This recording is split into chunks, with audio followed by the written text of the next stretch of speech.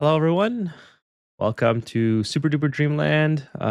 Looks like the webcam is a little bit weird today. Maybe it's the lighting. Welcome, everyone. Hey, what's up, Kevin? What's up, Alex? Hey, Johnny. Sorry, Jay. Or chair difficulties. One sec.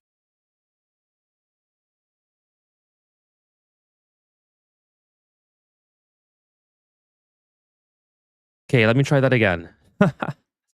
Kevin, how are you doing? Alex and Jay. John Jay. What's going on? My elbow pad was stuck under my wheels. And I don't know why I'm not getting. Hang on here. We're not getting a game capture. Maybe it has to just like load or something. I'm still loading up the game because I was a little bit late getting to the better dating services. Hey, what's up? Welcome to the stream. I like your YouTube name. Yeah, the game's just loading. Not sure why it's not appearing, but I'll get that fixed in just a second. So let's do display capture as always works. Game capture does not seem to want to work. So maybe we'll just stick with game capture for the time being. Am I in the right place? You sure are. You are definitely in the right place if you are here for Ani content. But you can come hang out even if you're not. Let's see. Turn up the volume for you guys. Make sure you guys have audio. Sometimes I forget. I usually don't play with audio on. If I'm playing offline, I usually have a podcast or something in the background. So make sure you guys got sound. Looks like it's all good. How is everyone doing tonight? Welcome to the stream. Sorry, I'm a little bit late and disorganized here. I had to put my eye drops in just before the stream. Plans have died. Oh yeah, so I'm trying to make, this is not going to work out very well. I can already foresee because, let me explain. I wanted to make a plum squash farm so I can feed my my mammoths. All right, so this is not the best plan. All right, this is a kind of a bad plan because I just replaced this off stream with this cooling loop with super coolant. Used to have polluted water in it, and I expanded it to, remember, this was cooling my chlorine and my gold, and now it's also going to be cooling my plum squash. So my worry is that this temperature fluctuation will be way too much because I'm cooling the gold, because I'm just tapping off of this cooling circuit first, that I'm cooling the gold first. So whenever this thing is erupting and I'm trying to cool the gold, it will always carry that heat onto here. So that's kind of why I think it's not going to work, but it was easy enough to set up that I wanted to try it. If it doesn't work, that's not bad. Whatever. This thing for some reason blocked up. I must have had like something behind it. So I got to get my duplicants back in here. Unfortunately, it's going to cause a little bit of heating here, but nothing I can do about that. I have to come back in and now fix it. Here we go. Here comes Stella. Okay, now let's close that back off so they don't go in there. Now we have, hey, Jay says, pretty good, was helping another streamer with Ani. Not that good at it. Teaching, that is. That's awesome, Jay. Good for you. That is a very awesome thing to do, to help another. I get, like, there's nothing wrong with that. I get help all the time from you guys as well. So, but here's my mega rocket. So, this is the mega rocket that was promised in the title. It's coming along. So I did a lot of work on it off stream. You can probably compare the cycles of when I left off. And I usually like to do this stuff that's more particular in planning stuff off stream. And I'll usually, sometimes I'll just have it queued up before the stream starts, or I'll just build some of it off stream so I can like go back and delete and whatever. But I know this is not like the optimal setup. I mean, as far as like making, like I could destroy all this and not have it in the way and blah blah blah. Hey, what's up, Uther? Welcome to the stream. Welcome. How is everyone tonight? And hey, dating services, are you still here? You tell me if you're in the right place. I'm interested. Oh, I forgot to get my guys. I forgot to set my iPad up for Twitch. Let me just go get it, like 2 seconds. Let me just zoom in on. I'll leave you guys with the main base for now.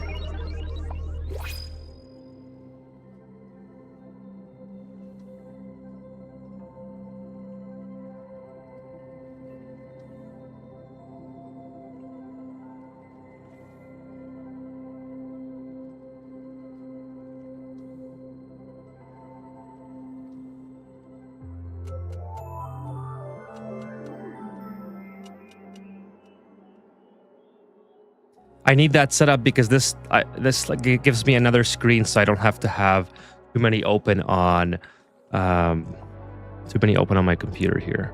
Just trying to lessen the load as much as I can. Not that it really takes a lot, but it just kind of annoying to have everything on when I have an external source. So here we go. Cool. Apologies for that. Okay, back to the stream. Yes, I love Ani. That's how I decompress. Nice. That's awesome to hear. Welcome. Well, I appreciate you stopping by and watching, or lurking, or whatever you plan to do. I really appreciate that. Okay, so yeah. So what was I saying? Yeah. So sometimes I do this planning stuff sort of off stream, because it just allows me to move things around, and it's kind of annoying, I think, to watch if you're just sitting watching me destroy things over and over and kind of plan what I'm trying to do. So here's my spawn, or my Hydra rather. It's creating infinite oxygen. For right now, I have it tapped off of my main water supply in my base, but I do have these reservoirs here, so I can keep the Hydra going when I'm in space and on other planets. So I'm going to basically have a lot of oxygen here for my bionic duplicants.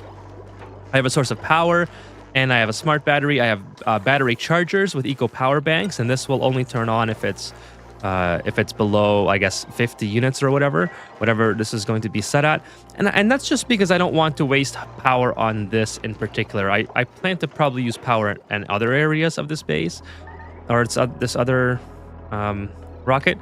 And then of course I have the banquet hall, which I'm pretty sure the bionic duplicants will go to when it comes time to consume oxygen or whatever. So they should get a lot of morale boost out of this. They also have a really good decor mostly everywhere. So I was planning on putting like a gunk extractor somewhere here. I don't know, maybe somewhere more convenient like here. I also wanted to get this set up because I wanted to have rad pill production in space. I was thinking of having a storage bin here so I can make rad pills and not vitamins. Yeah, I guess just rad pills, because if I have a source of a gunk extractor and things like that, I could put like a crude oil source. No, I don't know. Maybe gear bomb's still the best. I don't know yet. But I just don't want to run out of rad pills, and I also don't want to run out of gear bomb. So Better Dating Services says, I think Clay should add an upgraded Spacefarer module that can get this big that's locked behind space material, so even more of a reason to go. Yeah, 100% agree. That would be a great update. In fact, I know they've already done like the spaced out update when the whole rocket things came out, but I would love an extension to the spaced out update.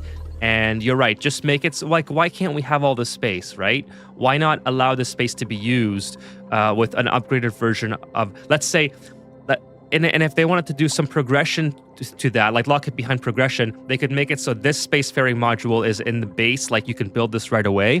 But then if you go get, let's say, graphite or fullerene or some sort of material that's locked behind space as it is, then you can use that material to build the better version of the better version of the spacefaring module that unlocks all of this space. And I 100% agree. I think that would be a great idea.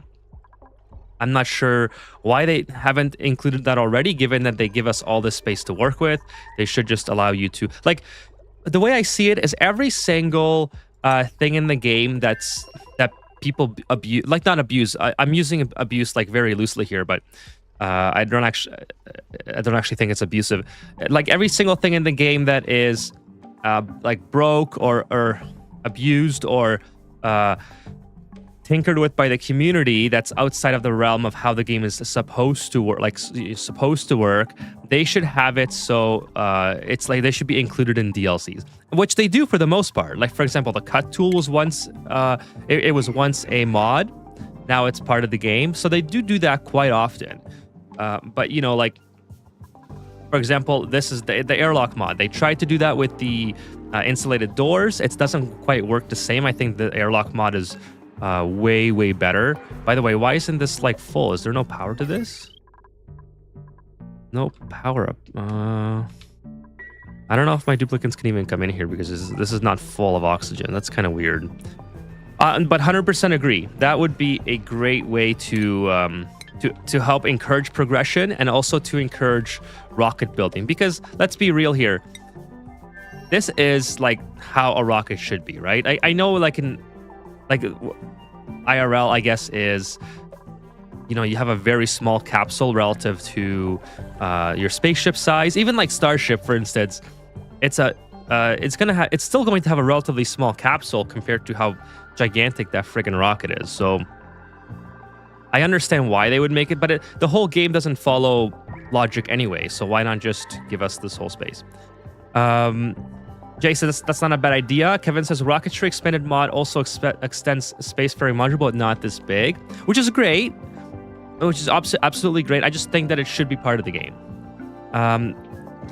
Uther says agreed. A larger rocket would be nice, and an airlock being in the base game. Yeah, because so many people are using liquid locks anyways, which arguably, not sure if the game is too loud for you guys. Let me know if the game is too loud.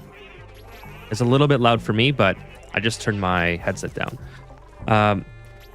Yeah, so there's a lot of things that they can add, and I think they probably will over time. It's just that, you know, they got a lot of stuff to work on. Like they're probably working on a away team right now, and you know, probably other games, whatever, right? I don't know their whole ecosystem of games, but they probably have a lot of things that they're working on. Let's go with below -20. That might be almost. I just don't want to start turning this into liquid. That's kind of my only concern. I think it's like -30 something that this turns into liquid here. Let's just go check. Liquid, yeah, 34. So if I put it at 20, we're still good. Hey, what's up, Loxtech? How are you doing? Everyone, if you guys are interested, Loxtech is doing YouTube videos on Ani as well, so go check out Loxtech. Alex says the cutting tool mod was slightly superior that what Clay put on in the base game later on, because you could multiply pipes instead of just snipping them in one location. I gotcha. So I didn't use the cutting tool back then. I know that was quite recent, but I never used the mod. I just know that it was a thing.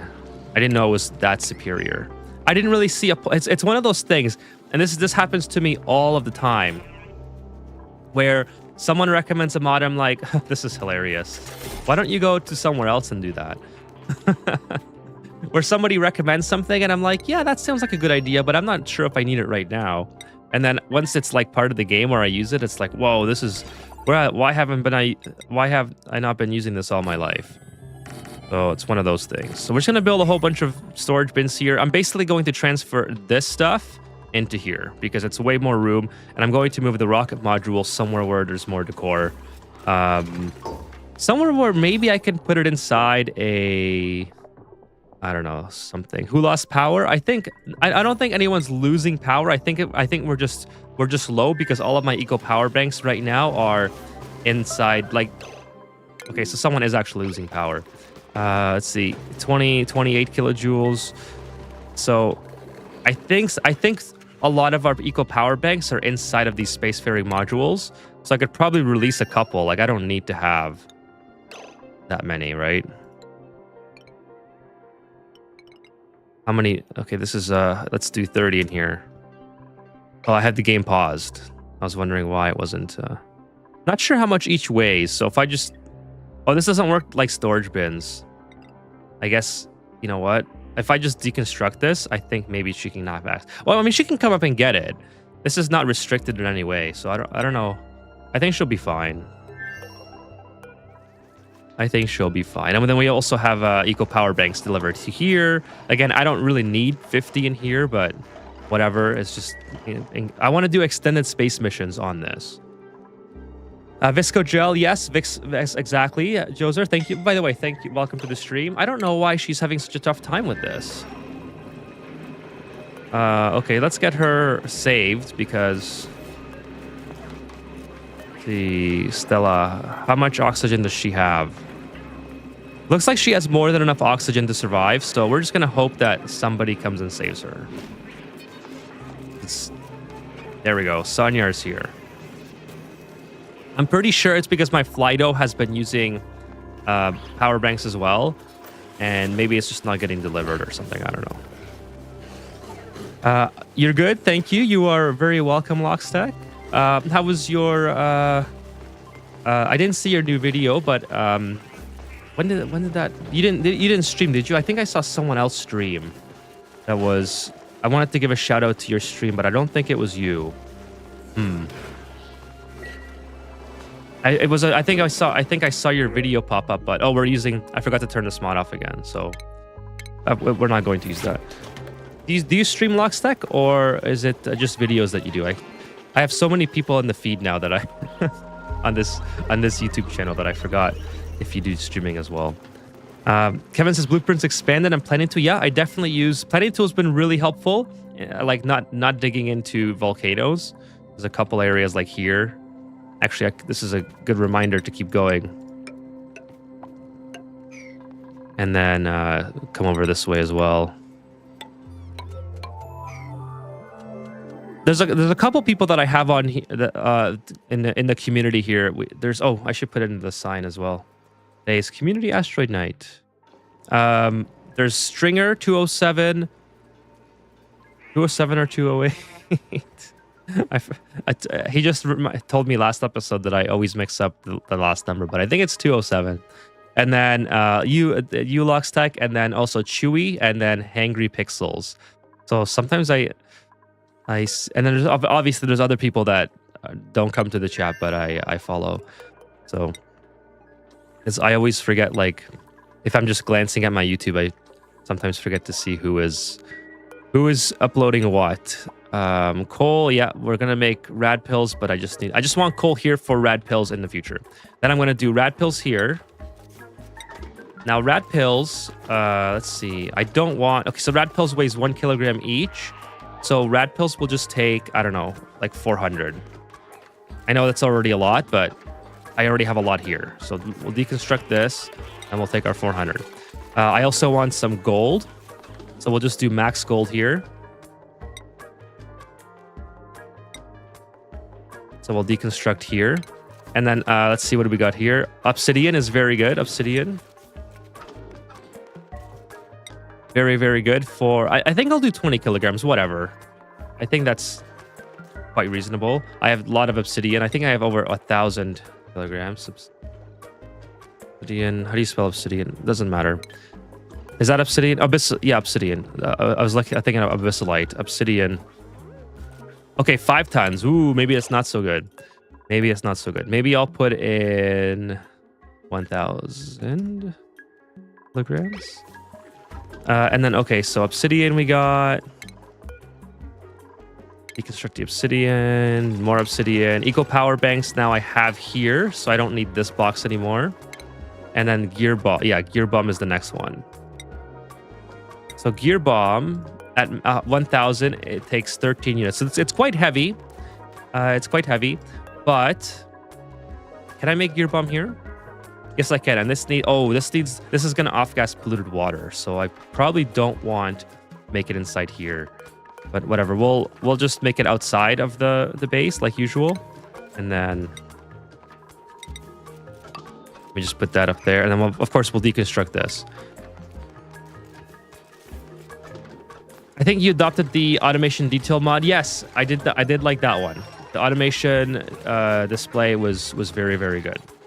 It is helpful. I don't mind the old setup, but it is very helpful to just like at a glance be able to look at all my values.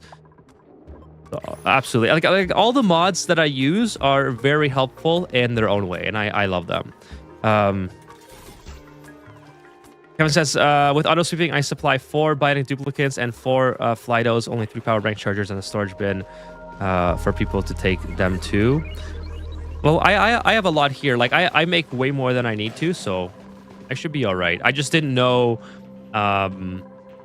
where they were all going exactly. My assumption was that they were going in these rockets somewhere, but they should be okay now. By the way, so last episode, remember we were talking and chit-chatting at the end on Wednesday. We did discover the tear, so Sunyard came back around and did the full circle.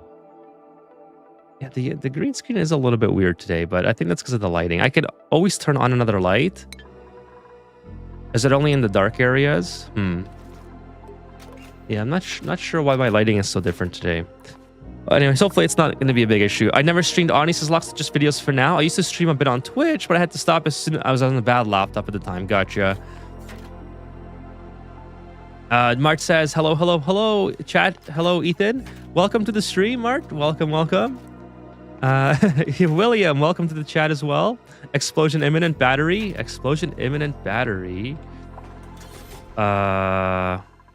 Is there water here? No water there. Oh, yes, in the rocket. Whoops. Ooh, look. That was strategically placed, William. There's not going to be an explosion today. Thank you for that heads up, though. That is pretty scary.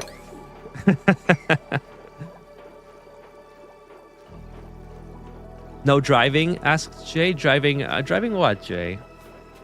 Sorry, Alex, Ethan, would you consider a priority 0 mod? I never use anything below 5, so I don't think so. The only time I use below 5 is when I've already examined the volcano or for doors. Like sometimes doors. I don't know why. I mean, I know why you can set doors to be priority, but I wish it would just reset to the whatever the default is once you're done opening or closing or whatever. So I usually set doors to 1, volcanoes to 1. I don't really use 0. If you don't want something to be used, you can always just disable it. So I guess that's like the equivalent. Oh, driving the rocket. Yes. So I'm going to just relocate it to a higher decor area because this is like, I don't know if I want to, even if I make this a really high decor area, I still want to put like gold tiles around it. I was just thinking about putting it up here maybe. Yeah, we're gonna take those up. Why is this going? Oh, it's going because it's full, so it's asking it to charge more. So I have to invert this signal. Well, for now, you know what? I'll just disable it. I don't really need these on. I don't think I'll have an issue with that. And I have lots of oxygen, but I'm still filling it up anyways. Oh yeah, I wanted to see what do I need for the beacon, because I want to set up the beacon on the other asteroid. Oh, it's just gold. That's easy.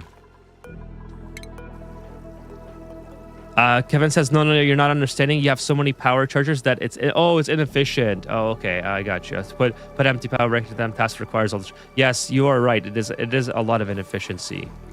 It is a lot of inefficiency that way. I have way too many power chargers. I just plopped down so many because, well, I figured I have the power. So why not have more? But you are right. It is very inefficient. Luckily for me, my duplicates are regularly idle anyways.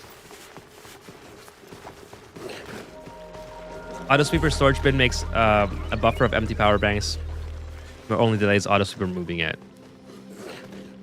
That's true. I could have set up a much more robust solution to this. Perhaps in the next asteroid, like the Bionics only asteroid, I'll have to be more conscious of that.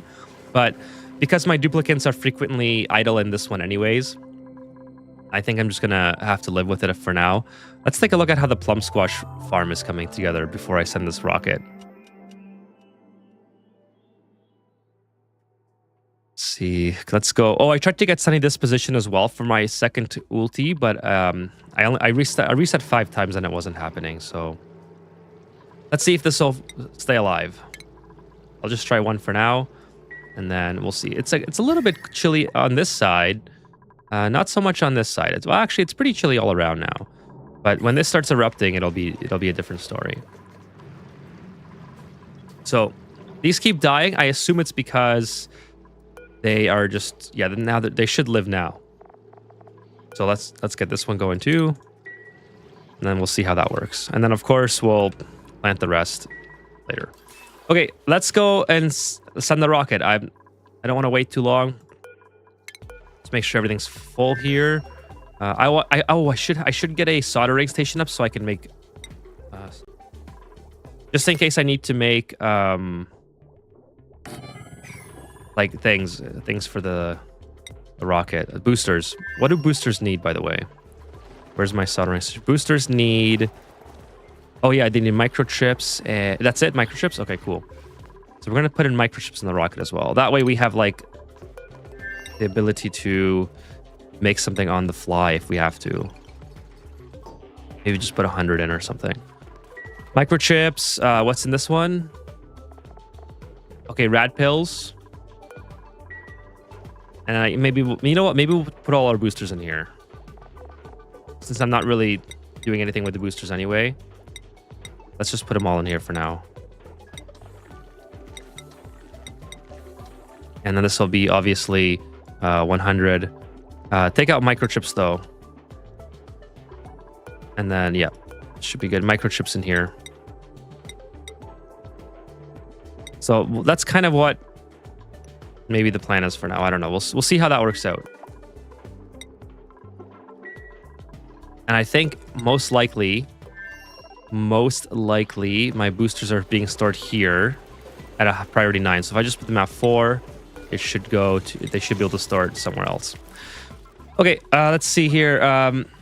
Driving the rocket. Oh yes, I read that one. Priority 0 mod essentially makes it so any building placed on the map with 0 as placed, but the duplicates will not deliver material to it, useful for planning a colony. That's true. So you could do that. I also think that there's a mod that allows you to plan, like actually put stuff down, and maybe it's called. Is it part of the planning tool? No, this just shows you the thing. Somebody was telling me one time where you can just place like the blueprints down of things that you're trying to build, and your duplicates won't actually build it till you like confirm or something. So I haven't tried it. I don't want anything.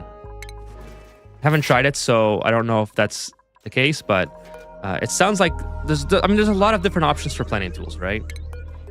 There's a lot of different options. I guess for now I'll just put this up here because it's high decor, and then I'll move it later. I just want to get a rocket going.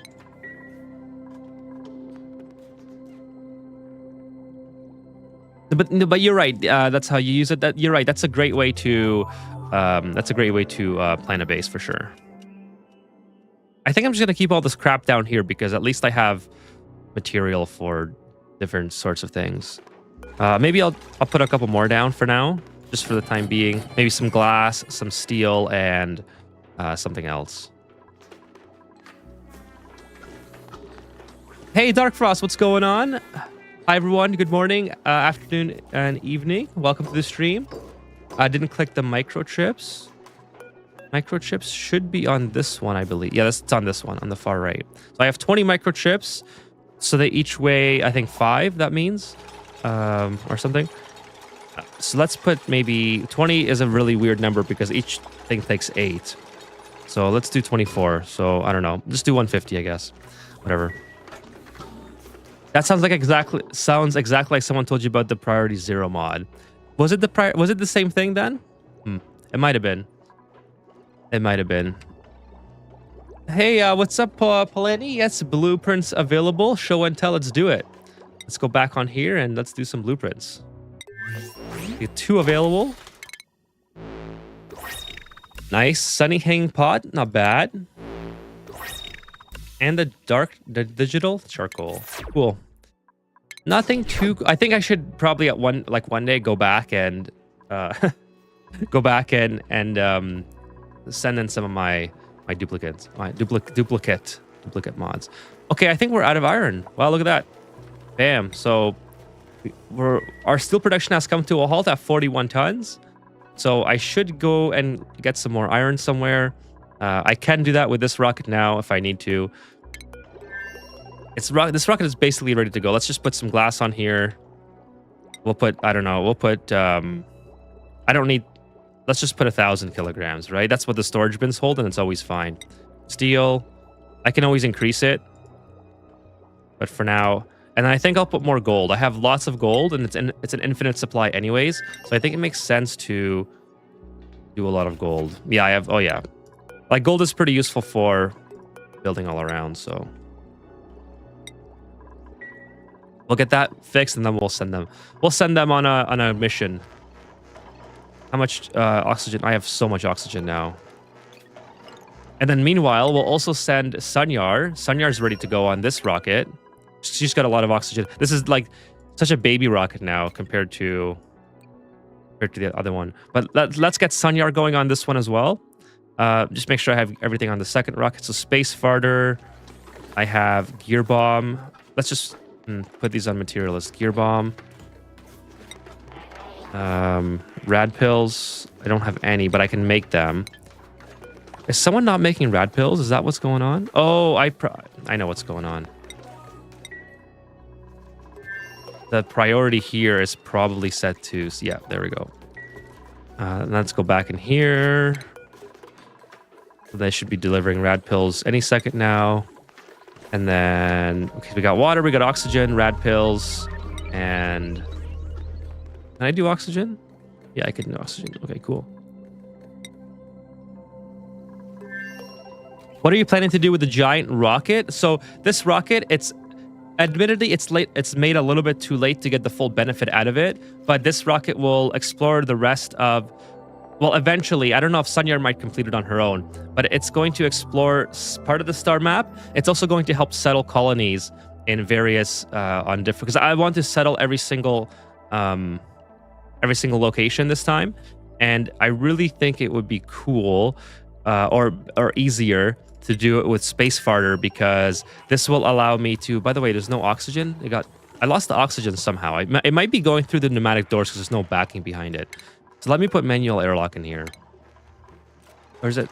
Oh, here it is. There's my... No. It's not this. It's not this. I don't think it's that. It's this right here.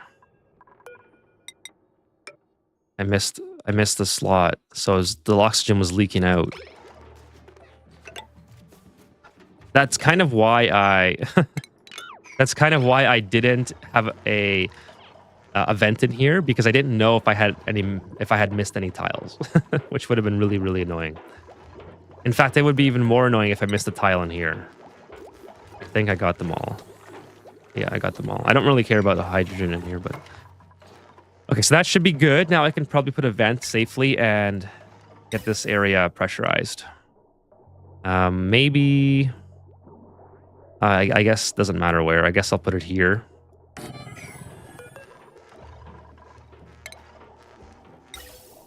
That seems like the only area where I have to pressurize it. Okay, and then, yeah, we're pretty much good to go. Everything's stocked up. This thing's good to go. We're going to put it on disable. I don't want to have the red flashing light. And, yeah, we're good. So, yeah, like I was saying, sorry.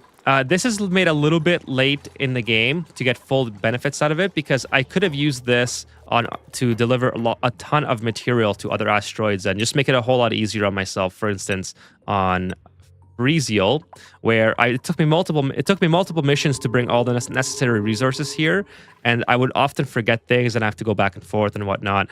Now I can just come here.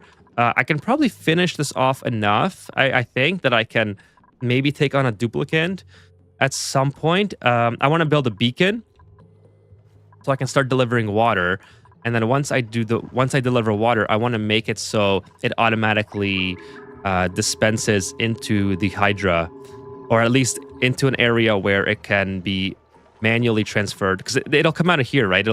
I can send payloads to here, and then yeah, there's a liquid pipe, so I can manually bring it, or can automate it to bring it into here with auto sweepers. And then from here, it can dispense the water into the Hydra to keep it going nonstop, which will give me power, and it will give me oxygen for abundant duplicate to live here full time. That's kind of the plan on all the planets, not just this one. Of course, I gotta cool this stuff too and all that. But I gotta make sure I don't land on this one again, because this creates a ton of heat here. So now that I have hydrogen rockets, I kind of want to land. I kind of want to move this up here.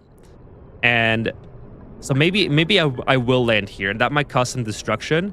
I will land here, actually, remove this, and move it up into space, and then I'll block off the area where the rocket exhaust would be, because I really don't want to keep frying everything here. Also, I need access to this, so there's going to be a lot of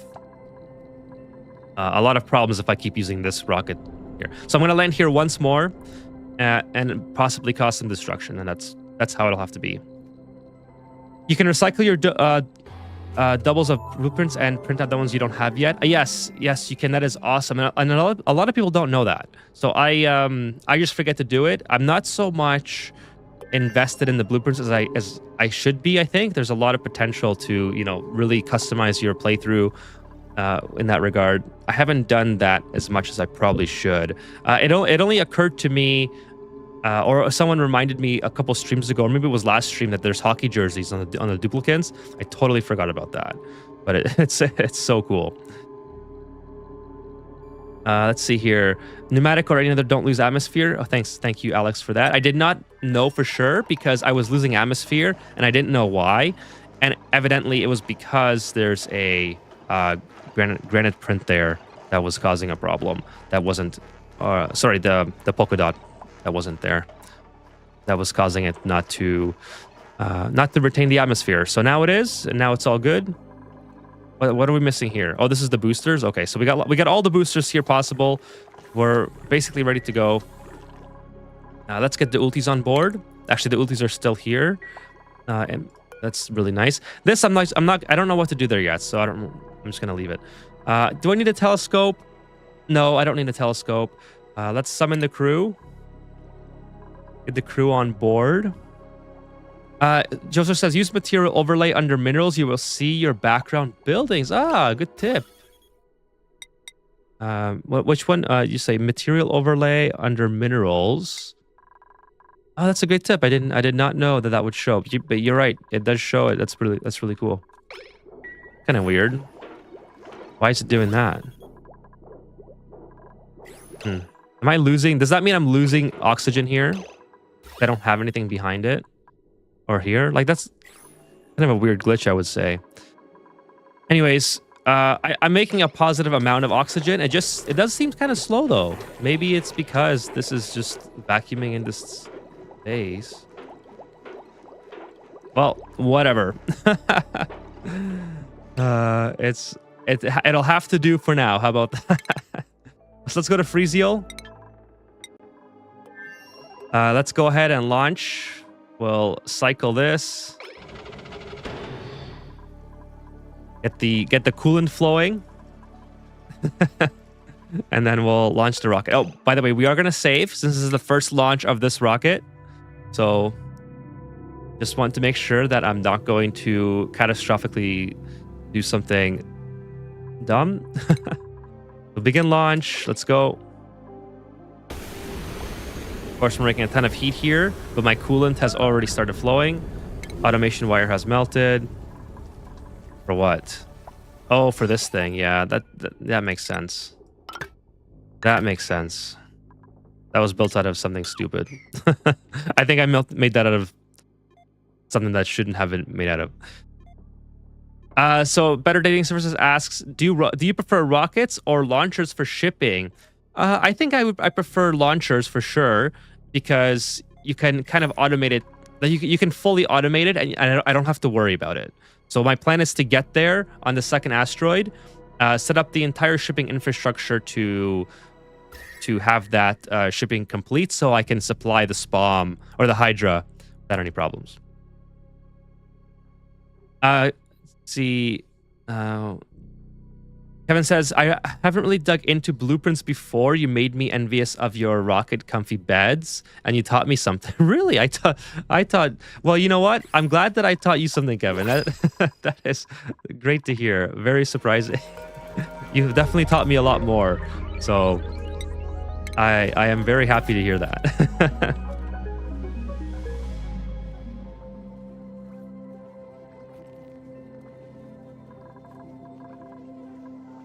Just place your rocket platform on an empty 1009. Yes. Yes, that's what I'm going to do. Yeah, oh, it's sending out Sonyar. Yeah, I will send out Sonyar. That's exactly, William. So I want to just lift up the rocket a little bit higher. Hopefully it fits on where it is, because I'm pretty close to the top of the map already on that asteroid. And then where is it? Let's see. It's Freezeal. So because like this one's already kind of at the top, I think I can go a little bit past it, right? So I'm thinking about just putting it right here, almost in line with that one. So I have my whatever 7 or 8 spaces underneath. Yeah, 9. You say 9? Okay, 9 spaces underneath. So yeah, kind of like. Let's see. Yeah, right there. I'll place it right there. Sometimes that happens. It builds over the background. You are safe.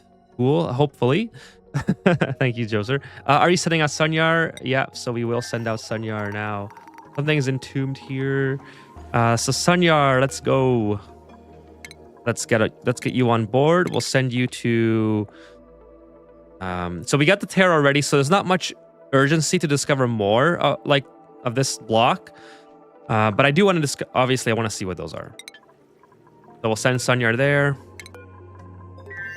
Okay, basically ready to go. We'll turn on the cooling system again, and of course, here we go. We got a ton of heat coming in, but our cooling system is doing quite well. We will probably melt some more wires. I did build some automation wires that might not hold up. Heavy wall and the heavy wall conductive. But in general, it's done. Oh, it's made out of lead. Go figure. In general, it's done pretty well. So let's do. I think let's do iron here.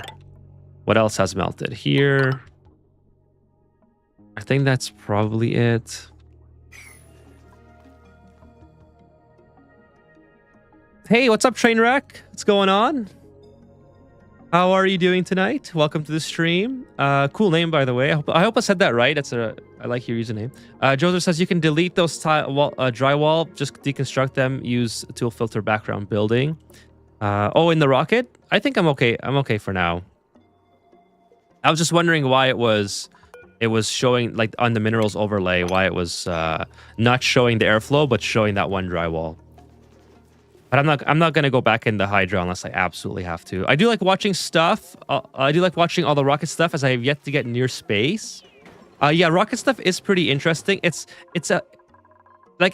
would say rockets are pretty easy once you've mastered, or not mastered is maybe the wrong word, but once you've kind of got the rest of the game like down and you got everything like, you know, fully automated in your base, or at least automated to the point where your duplicants have a lot of free time on their hands, and also like your food is good, oxygen is good, power is good, all that stuff. I think it's pretty easy at that point to transition to rockets.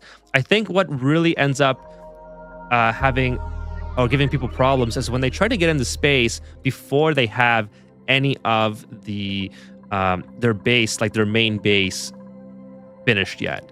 And of course, there's a lot that people can do to multitask. Like everyone has different levels of how far they can multitask. For me, I'm not very good at multitasking in a game like this. I get distracted very easily. But it also, like, all the stuff going on also keeps me interested at the same time. It's kind of a weird dynamic.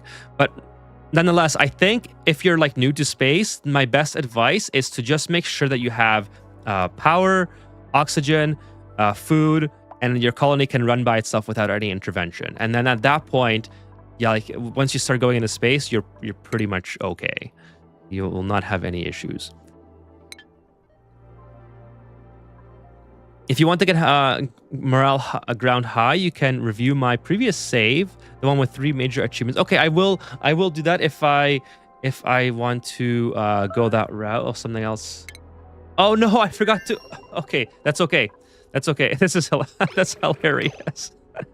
That's a hilarious animation. I forgot to build a wall toilet. I knew I forgot to build something.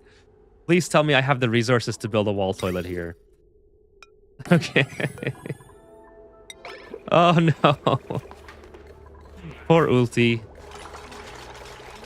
Luckily, I have plenty of water for the Hydra and for the wall toilets, so we're good. That is just so funny.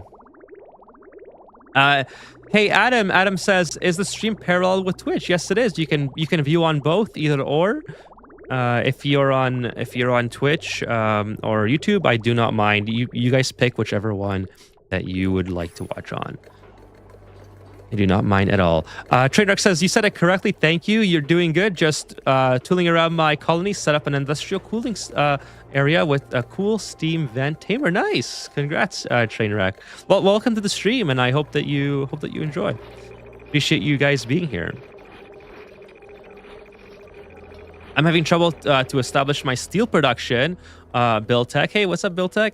So go watch my video. Okay, so first of all, what part of the steel production are you having issues with? Because depending on where you're having the issue, I can give you different advice. But I would say go watch my video. Just type in metal refinery on my channel, and there's a video that shows you how to like where you can place your metal refinery that will allow you to keep it cool for a very, very long time. And it's all about metal refineries. It gives you different options, but in general, like the TLDR is keeping it cool and not broken. Okay, so perfect. Go watch my metal refinery video, and I hope that it is able to help you out. But basically, like the late games or like the permanent solution is to put the cooling output into a steam room like this. Okay, so I probably just broke a bunch of stuff on the other asteroid, so I'm just gonna pause it here while I explain this.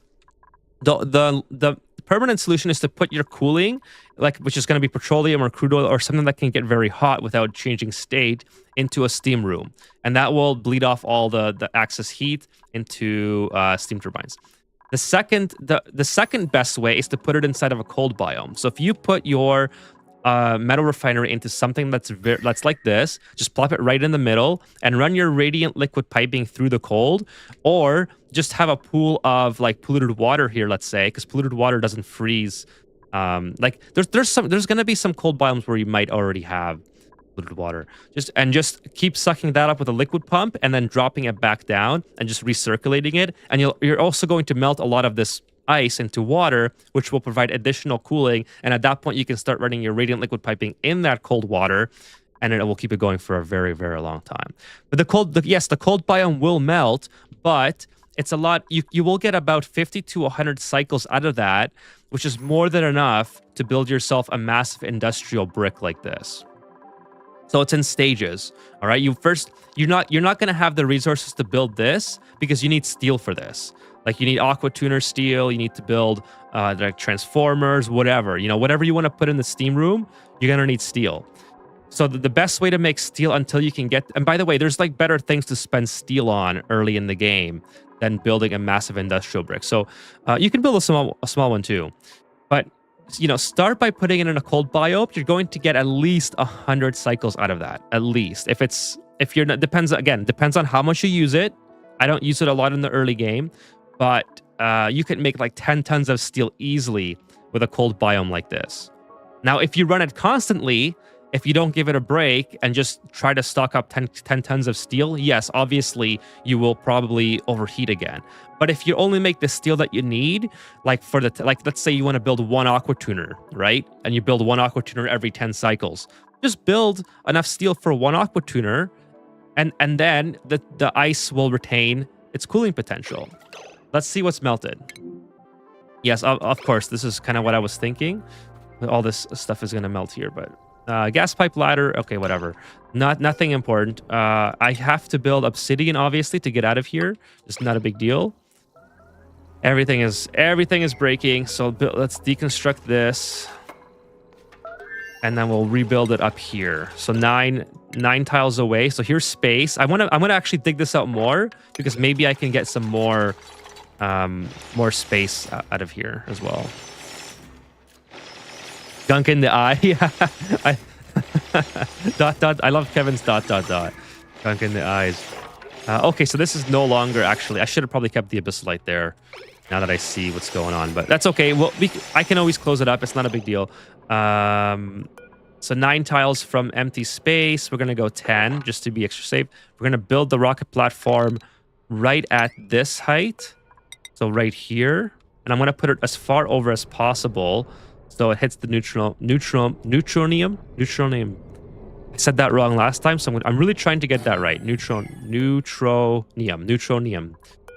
That's like, I don't know why I have such a hard time with that. Anyways, so it's gonna go right here. I might just launch this in like, so I want to build all this infrastructure and then come back and repair. So I might launch the rocket and bring it back. I have enough. I'm pretty sure I have enough.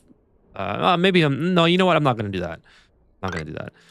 Let's get that built, and then it's just far away. That'll keep it really far away. And I know. I'm still gonna put the insulated tiles here. I think that'll be fine. Adam says he just switched to Twitch. Awesome.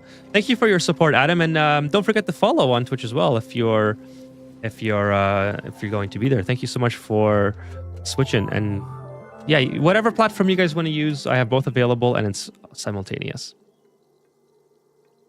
Keep it cool and not broken. Yeah, sorry, that was regarding the metal refinery.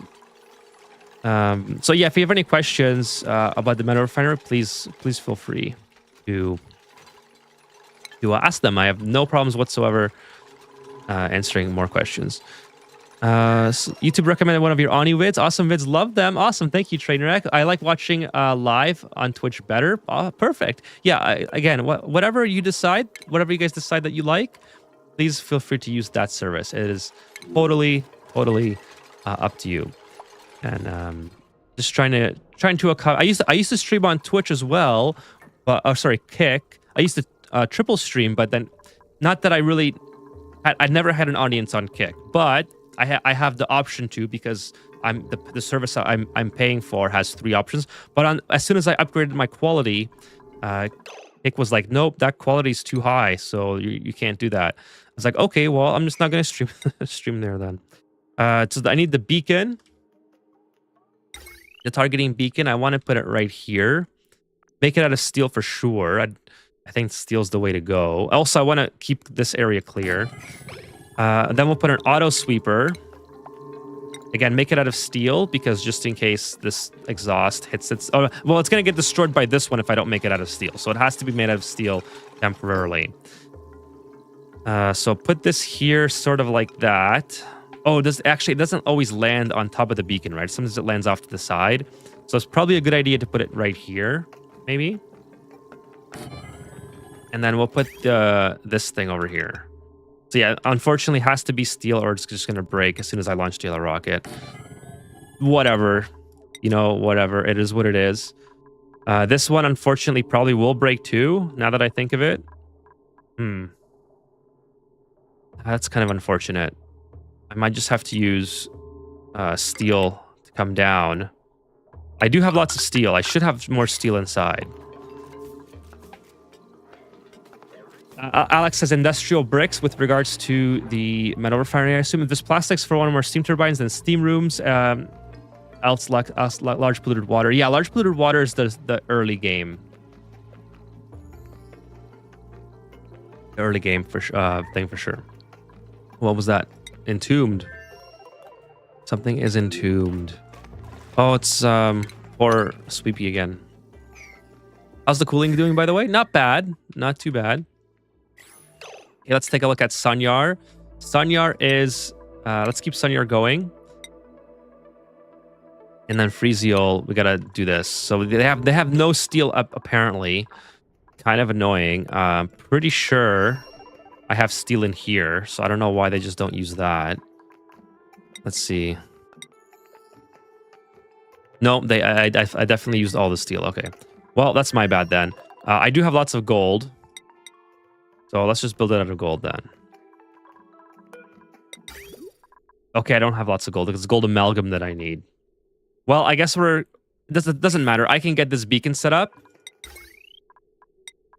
I can at least get the beacon set up at minimum so I can send stuff here. So next time we come... Actually, I could just probably take on a duplicate from this asteroid now. And that would probably work out. So let's do that.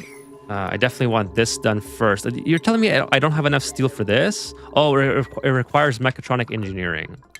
All right, so luckily I have all my boosters here. Where's my boosters? Actually, go to Vitals, go to Ulti. No, Skills, Ulti. Sorry, chat. Why don't... Okay, there it is. So I need a strength. I don't need extreme digging on here, probably. I don't need piloting either because this ulti has piloting. I'll take piloting off and I'll give them mechatronics engineering. They can build. Keep going back to the wrong asteroid. Hey, Sean, what's going on? Welcome to the stream. How are you doing tonight? Bill asks, is it possible to recreate a cold biome later? No, you cannot recreate a cold biome at least easily, or that makes it worth your time. However, use the cold biome. Don't be afraid to make the most of it because it's there for you to use. And you know, if you're not going to use it, if you're just going to think like, oh well, I want to save this for later. This is what later is. Like using the cold biome for cooling of oxygen, like let's say if you make a spalm or a hydra or whatever, or any sort of oxygen maker, the cold biome is immensely helpful for that. It's also immensely helpful for keeping your metal refinery online. Or if you just have a very, very hot, let's say very hot, nice, very hot. Can I just put, oh, I can just put it here and then I can just drop it here. If you have a very hot base or something's, you can transfer a lot of ice or temp shift plates made out of ice or whatever the case. So you use it if you need to, for sure. You definitely want to make the most of it. So I think we're going to get this done. This is amazing. I didn't think I would be able to make... Oh, I should move that over. Ooh, just one. So I was originally planning to like pipe it closer, but I guess it makes sense to just have a conveyor chute drop it here. This thing will pick it up, plop it into here, and I can just run my plumbing straight into the Hydra. So that's going to be amazing. That is just amazing. Wow. I am so happy about that. And then I don't want to destroy this solar panel again. I don't think this is going to do a whole lot, but maybe if I just put this here, maybe it'll help a little bit. Not destroy. I mean, you know what? This thing barely makes any power anyway, so it's not like a huge deal. But if minor rad sickness, well, bro, why are you guys so upset? 46. Oh, because you're in your own gunk. That's right. You are in your own gunk. Well, you know what? How about you make some basic rad pills for yourself? There you go. Okay, back to Freezial. And then I maybe just get this done. And then I can just start sending stuff here. So after that, I think I'll be more than happy to leave after I get this set up. Oh, this needs power. They can't reach it. They should be able to reach it from there. Anyway, this needs instructions, so we're going to do all. I don't think this can pick up water, but it can pick up everything else, which is fine. At least drop it out of the way. Water delivery will have to be manual, I assume, but everything else at least can be done. So I think I'm pretty much good to get these guys back, and then now the next step is to settle more planets so I can get this thing open. I have to settle 5 planets. Or not settle completely, just build the mini pod. So that's going to be the next step. Let's get them back on board. And then we'll send them, since we have some more gas, or more fuel, let's send them to an area where we can harvest some materials. So what do we really need? What would be good? We have 27 spaces we can go to. Let me just pause the game here. Crude oil. Molten tungsten, don't really care for that. Crude oil. Sorry, Chad, I'll catch up with you in one minute here. Just want to see what the best thing to harvest would be. Ice, no, don't really care for that. I almost have a feeling that this is where I need to go to get like Fullerton or something. Crude oil, bleach stone. What do we got here? It's probably going to be somewhere on the outskirts. Regolith, gold, nuclear power plant. Mercury. Mercury wouldn't be too bad. I probably need some mercury at some point. Tornado rock would be kind of cool.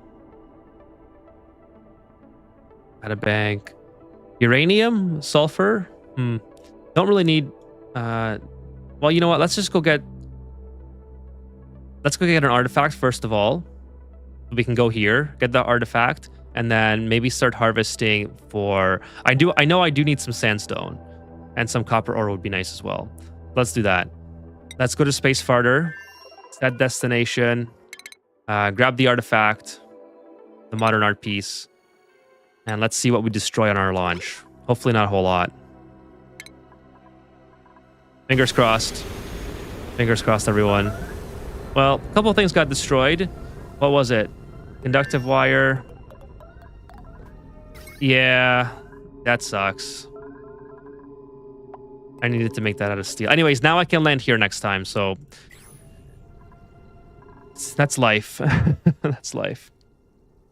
Sorry, Trainwreck says, yuppers, the industrial area I'm setting up right now is just 2 refineries, a kiln and a rock crusher. Yeah, got well over 10 tons of refined material from my cold biome, but I found some cold water above, so I was cheeky and ran my own little cooling loop through it with a natural gas vent tamer. Perfect, yeah, you can get a ton of it. And like I said, if you are just not running the metal refinery full time, you'll be able to get so much out of... Oh, got it during a save.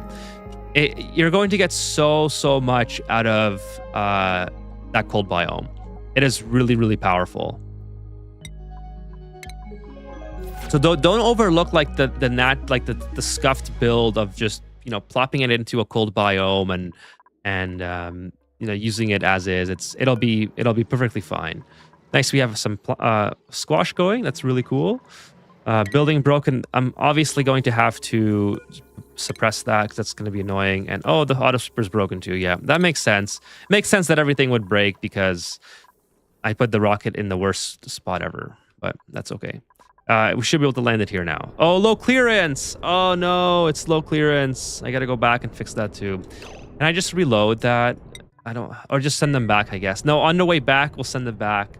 Yes, I'm not gonna reload that. I'll just land it on the way back because we're going past it anyways. So after we grab the stuff, we'll land it, fix it, break some more things, and then come home. But they have a lot of resources to keep going in that rocket for a while. Still learning. Lockstex is still learning the pronunciation as well. Yeah, I'm still trying to get the pronunciation down completely. I'm so stuck in my ways when it comes to the pronunciation that I often forget to say it the proper way, and I just end up saying it the way I've been saying it, like all my time offline or whatever, you know. By the way, anyone playing Crimson Desert? I still don't have it because I still have not installed my new CPU because, you know, when I say my timelines are like give or take plus or minus a week or two. Always. No, don't be stressed. How can you be stressed? Okay, you know what? I gotcha. You're in your soiled suit. It's 40% plus. Oh my goodness. How do I fix this? Can I build a suit? Okay, what do I need to build a suit? I don't know this off the top of my head, so I gotta look it up. Where's my Atmos suit? There it is. So I need to build an Atmos suit. By the way, let's just build some. Okay, I should have enough refined metals in that. So let's build an exosuit forge on the rocket. And then you can build another yourself a clean ammo suit. Put it down here, I guess. Just get these ladders out of here. Yeah, you can just deconstruct that. And then exosuit forge. And then whatever, we'll just build one. Because this guy's just gonna be, he's gonna start breaking shit in the rocket, then I'm really screwed. If he starts breaking stuff in here, oh man, look out. So I really can't let this go too much higher. Like this might be an emergency situation. Like he doesn't need to be in the suit, first of all. So let's get him out of the suit. There's oxygen in here, so that's the first thing. I need to mop this up ASAP.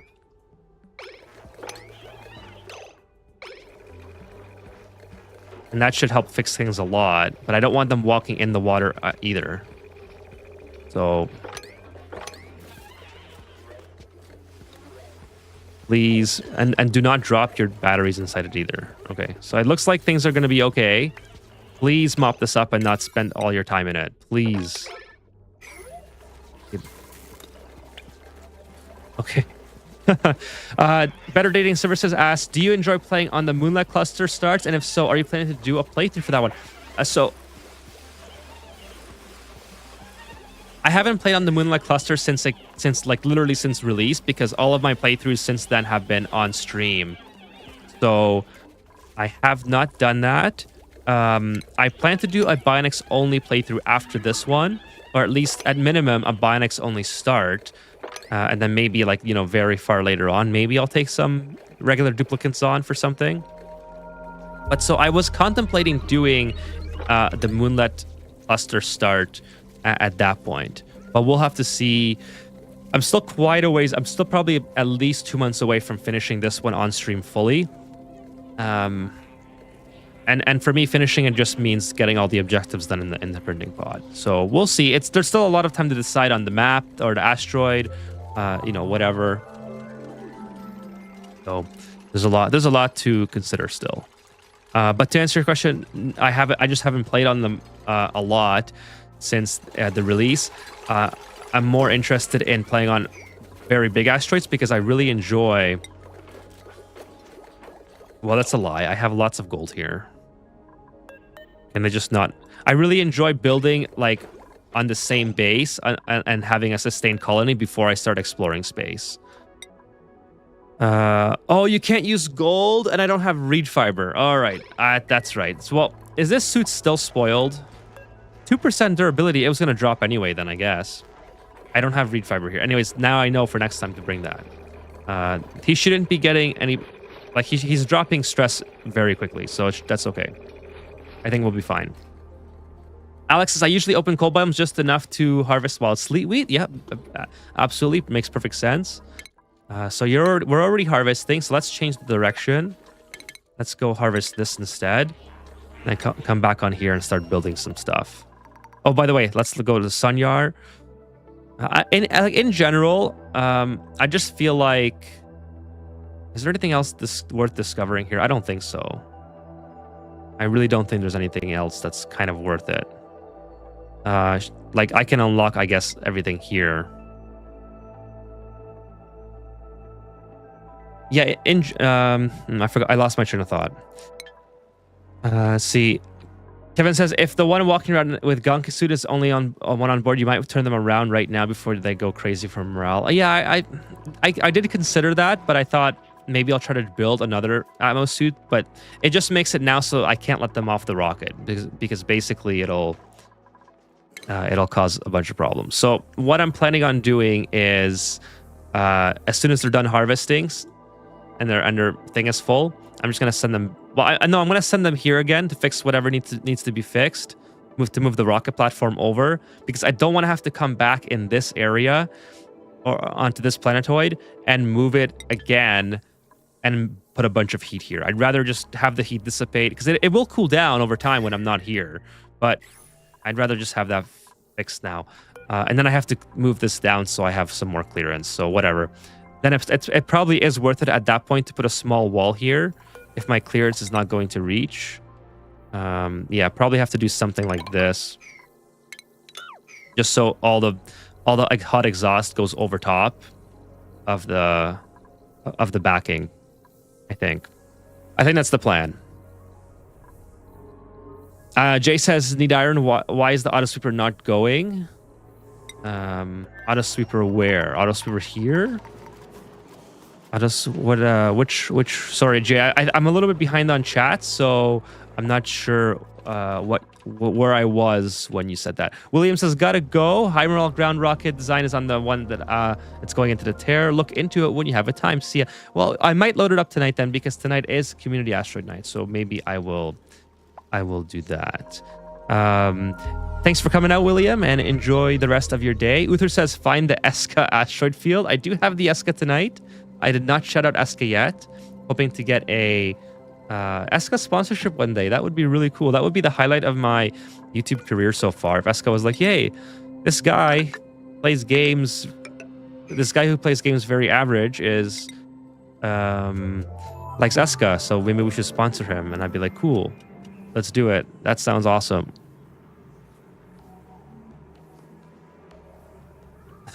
I know, right? Does William? You could just build a massage table. Oh, I forgot about the massage table.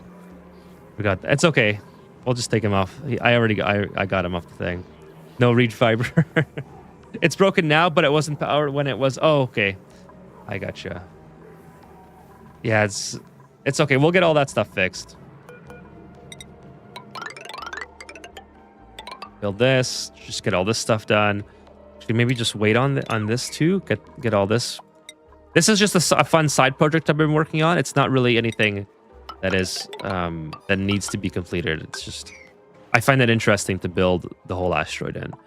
And I want to see kind of if it improves. If I can build it a lot in, I want to see if that's going to improve my CPU performance, because I'm basically not allowing the gas to float around all over the place, right? So I'm just using Mafic Rock here. Gonna start this side too. Let's do all that basically, and then keep digging into here. I forgot that I had all this area, so maybe this is where I go next. Let's do some shale, I guess. Yeah, whatever. Just go straight across, and then get all this exposed. This I have to build in. It's not too big of a deal. I can just go like that, I think. They should be able to come in here and do that. Unreachable. Maybe I'll go up top. Probably come in this way. Build some ladders and then they can reach it. The Weezwarts on the bottom left main asteroid. Sorry, wax Weezwarts. Yeah, the Weezwarts. What about the Weezwarts there? Bottom left main asteroid.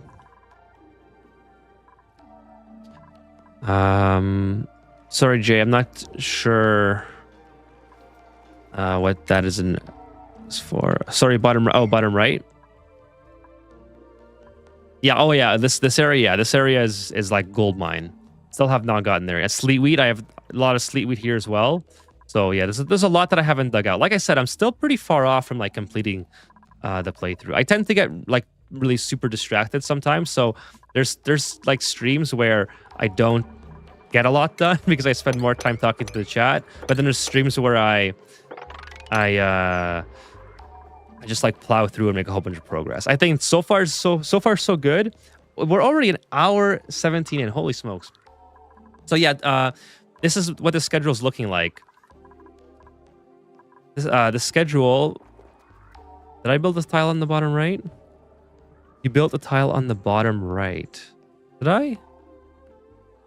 Is that going to be a problem where I built it? I don't think I'm going to find it now.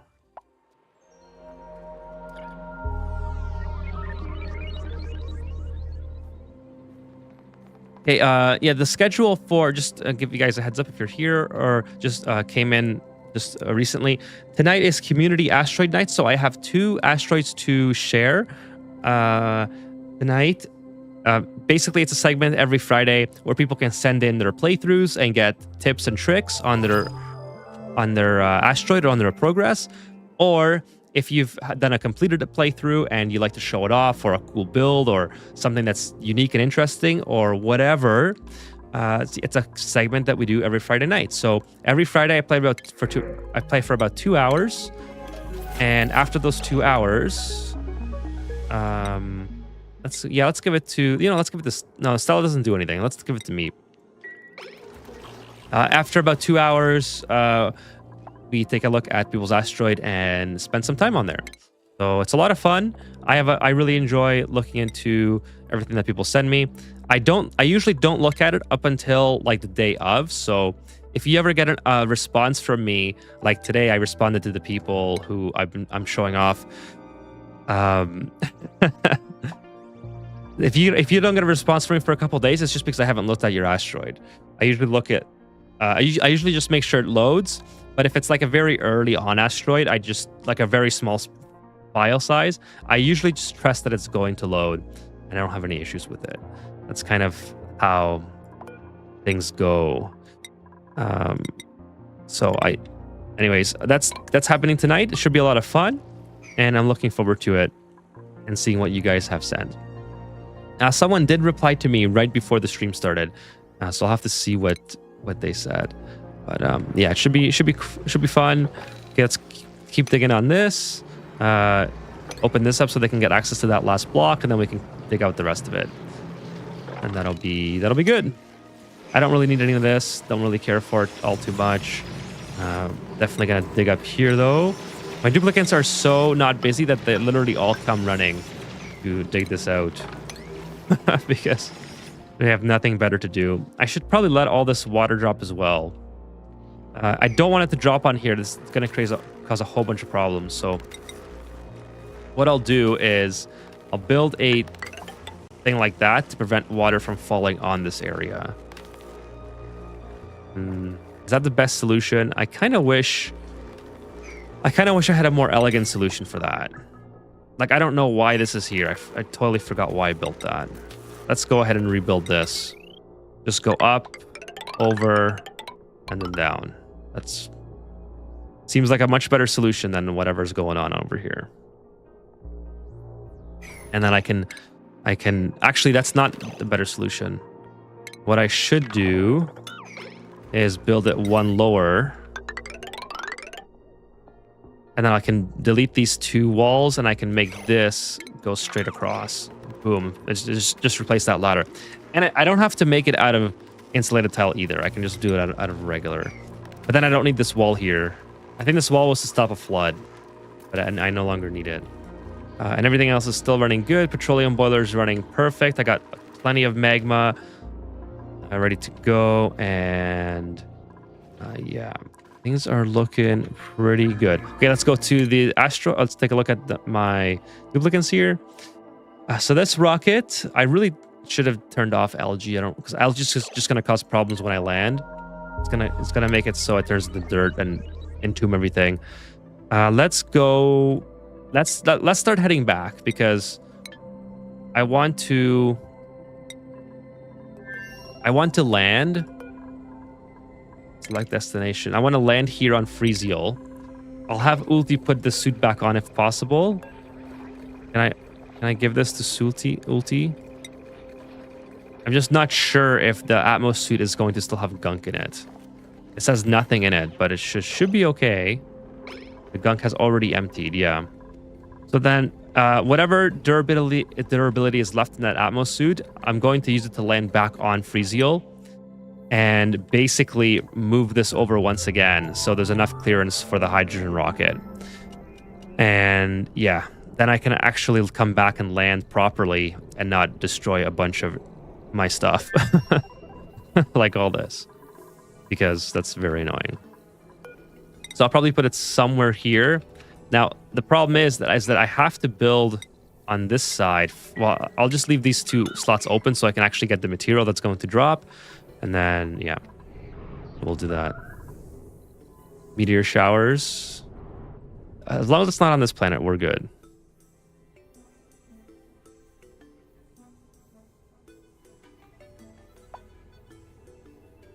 By the way, guys, don't forget to like the stream on YouTube if you're watching tonight, and also if you're on Twitch, if you're watching and if you're not following yet, please follow and join me for more Oni content later on in the week. I stream on Sundays, Wednesdays, and Fridays. Oni.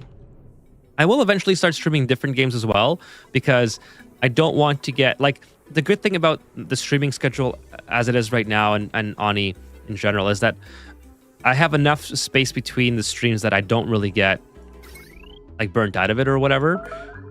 Here we go.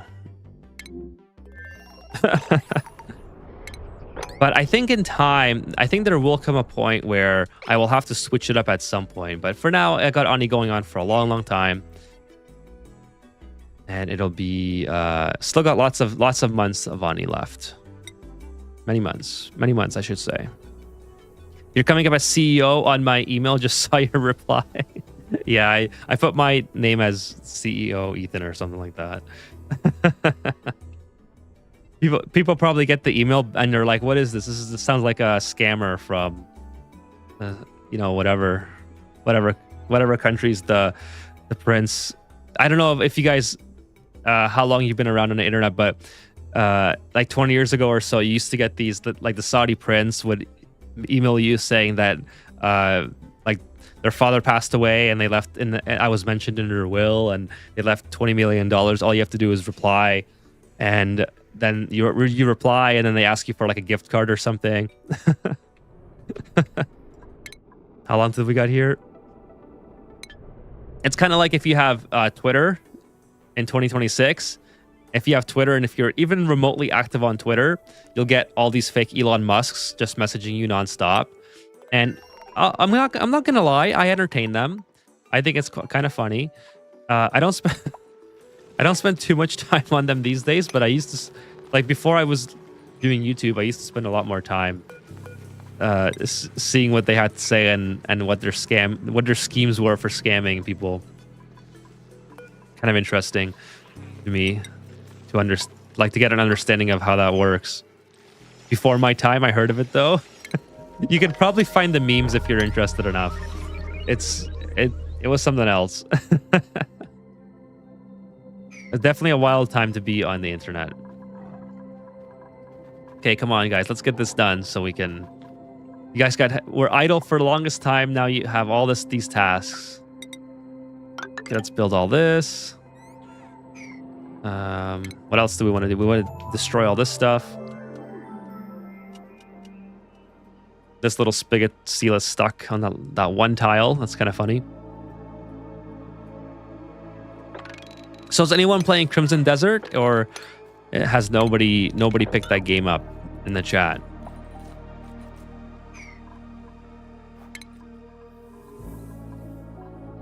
I heard the controls were pretty terrible. So I don't know what to... I'm kind of...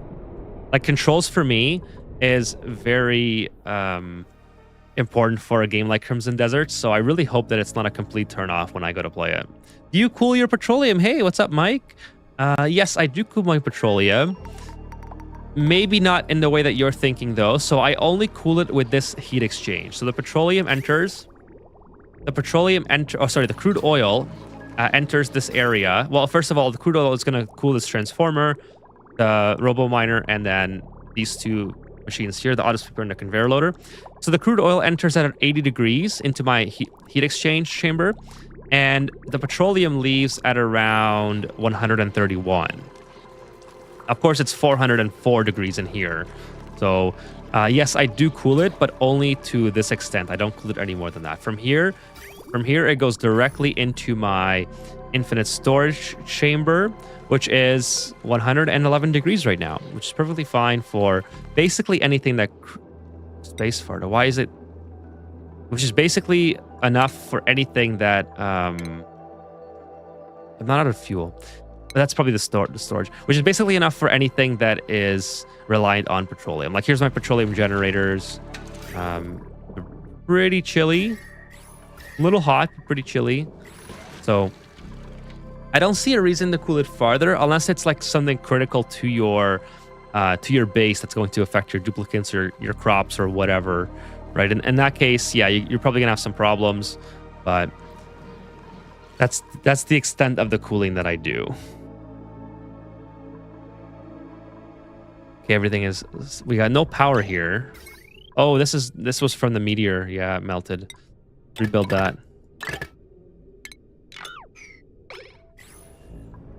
That'll fix this as well. I should have the conveyor the conveyor belt. Do I have that? A conveyor belt. Yes, I do, the conveyor belt tile. So this is a cool mod. I should have it all to file all this garbage into like a singular area and just drop it into a chute or something, because maybe that would even be a good idea on the rocket platform, actually. Maybe just build the conveyor tiles on top of the rocket area, so all the garbage that's here can be put into a small area instead of the sweepy having to take care of it. Yeah, I could do a sweepy for sure. I could do a sweepy up there. It's just that the sweepy would then require a way to unload it, whereas the conveyor tile would just kind of throw it all into one area. Mike says, I was worried about piping it straight through my living area. Yeah, I wouldn't do that. I would try to go around your area if possible, unless you have unless you're using igneous rock as your insulated tile, or you're using ceramic or something similar. I would probably try to avoid that altogether. I don't think it's worth it to take the risk, because if you're continuously piping it through your living area, you're continuously going to generate heat, and depending on what type of igneous rock you're using, it'll still get a little bit hot. Like insulated tile. Depending on what type of insulated tile you're using, it will still generate a tiny amount of heating over the course of the game. So you have to use igneous rock or ceramic to be absolutely most effective. And I think that I think that you'll get a lot more... you'll find it to be a lot more reliable if you... That's probably okay. You'll find it to be a lot more reliable if you are... what was I even talking about? Sorry, I just completely went blank there. The petroleum. You'll find it to be a lot more reliable if you just go around. Just go around your base. I think that's always better to be safe than sorry, in my opinion. Okay, so we'll get this built here, and then for sure this can land next time, so I don't have to... Like, I'm going to have to destroy this again, I think, unfortunately. If I could just build enough wiring out of steel to not destroy it, then I'll be, like, golden, and this as well. And then I can at least generate some amount of heat to accept, you know, to accept packages. I guess the real issues that I have is that I don't dig out my asteroid enough. I just like having one shaft to the bottom. Well, okay, so it's not too bad to have, like, as long as it's not going through, again, if you're using insulated tile that's made out of igneous rock, you should be okay. And if you're using igneous tiles that is made of, or even ceramic, it's even better. But as long as it's not going through like a farm or a heat-sensitive area, you're probably going to be okay, honestly. It's just I always err on the side of caution, and I'd rather not take the risk. That's all. I think for me, that's... like, I play very conservative. I don't try to be, you know, putting, like, the physics to the limits. I like Ani physics to the limits. I try to be a little bit more cautious in those scenarios as much as I can, at least. Sometimes I don't achieve that, but like you guys have seen enough that, you know, I don't always achieve that. But wherever I can, I try to be conscious of not... I don't think I need this. I think whatever's going to get destroyed here is going to get destroyed, and I'm just going to have to live with it. But you know what? If they can come out of break and fix it, then I'll leave it for now. Because for sure I'm going to destroy something. But yeah, then we'll come back. We'll land on here. So we'll do this. Hang on. I want to get this done for sure, because this is going to prevent exhaust from coming over. I don't even need it that high, actually. I don't know why I made it that high. Like I said, but that's what I mean. I play a little bit more conservative. I'd rather go a little bit higher here and just have peace of mind that I know it's not going to heat up this area again, rather than not.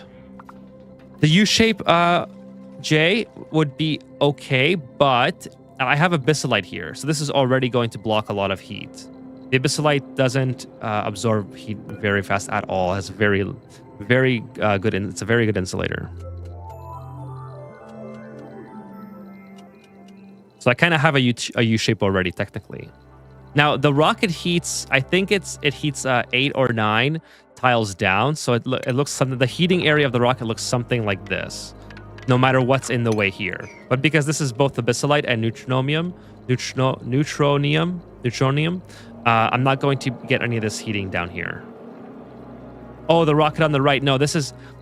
Yes, I could make a U-shape, but even if I do something like this, even if I do that, I'm still going to heat underneath here. Just the way the rocket works, it always heats like this much or whatever, like 9 or 8 or whatever. So I can't prevent it anyways. So I'm not worried about doing the U-shape on here. This is the last time I'm launching on this platform. After I launch on this platform, the next rocket will land here, so I will never have a heat problem again. That's the idea for this one. So let's get these guys back on board. Send them back home. Now that they're both back, we can go. Begin launch sequence.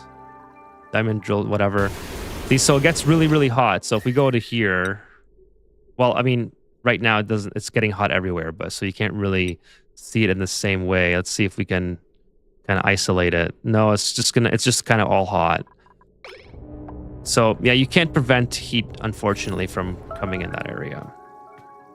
I melted the liquid pipe, which is fine. I don't care about that. I just care more about my wiring. I need this wiring to stay intact. I think it's all steel now, so it probably shouldn't burn. But yeah, this is getting destroyed as soon as my duplicates land again. Yeah, digging out your asteroid does help a lot. Right, train wreck. You don't have to dig out all of it, but at least you get enough space to run, to run wherever you want, your piping and wiring and all that stuff. Actually, I should make this, now that I've dug out so much, I should work on making this go a lot lower. Because why not, right? I don't need to have my duplicates doing all these weird stops when they could just go straight across. Same thing with this. This is an old, this is obviously like before I used to go around some natural features here. So now I can probably disconnect, probably do something like this. Deconstruct, let's do buildings, deconstruct all that. Oh, did I just disconnect the water? Yeah, good thing I saw that. Why isn't there any oil here? Oh, okay, that's just in that time frame. I was gonna say. Yeah, because like I don't really care if I heat up like this area of the asteroid. I have nothing that I need from this area, so it can heat up as much as it wants. I'm not too happy about these generators being heated up. Like why isn't this working? Oh, there's no power here. Why would I do that? Why is there no power here? That's so weird. Okay, well, I guess I gotta bring power here. That is very, very strange. I'm not sure how that happened. And luckily, I don't think I did deconstruct any pipes. I think I'm okay with the pipes. It's just the tubes that I have deconstruction errands for. And I guess one of the ladders, but that's okay. Very strange that this would happen, I think. Not sure why. But nonetheless, let's go straight down. I think that'll be cool. With the ladder as well. So open this up. Go straight down with the ladder. Of course, we'll deconstruct these as well. Just give our duplicates something to do here. And then straight down with this. And of course, we'll fill in the blank. Actually, no, I don't. This is redundant. That's redundant because I'm just gonna keep going this way and then go that way. But I do want to make this. If I can ever grab it, go straight across like this, and then like so. And of course, the transit tube. This thing was gonna go here, and then we'll do something like that. We'll have to build that first, I think. Yeah, the pipe should be good. Okay, so another about 20 minutes or so, and then we'll start the community segment. I want to make sure I give everyone the time that they deserve and not be extremely tired by the end of it. I don't want any of those. Okay, we got our plum squashes going pretty good. I think we can probably start getting these guys into a farm, perhaps in the next episode. I don't know. I don't know when I want to do that. It might. Oh, by the way, Sunyar. How's Sunyar doing? Sunyar's just discovered everything, so Sunyar can also probably come back home.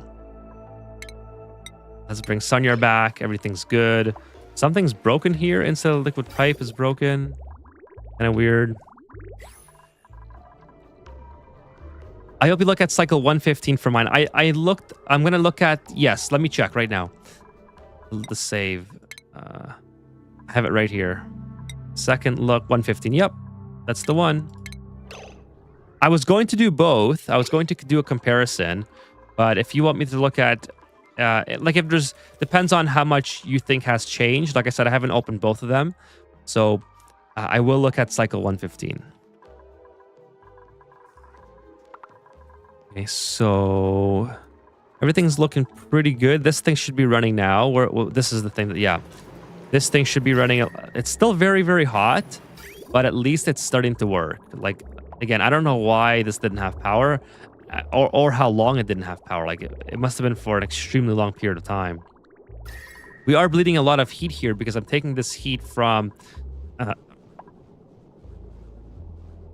taking the heat from the igneous rock that comes out of this volcano and sending it in through here to try to cool it down more.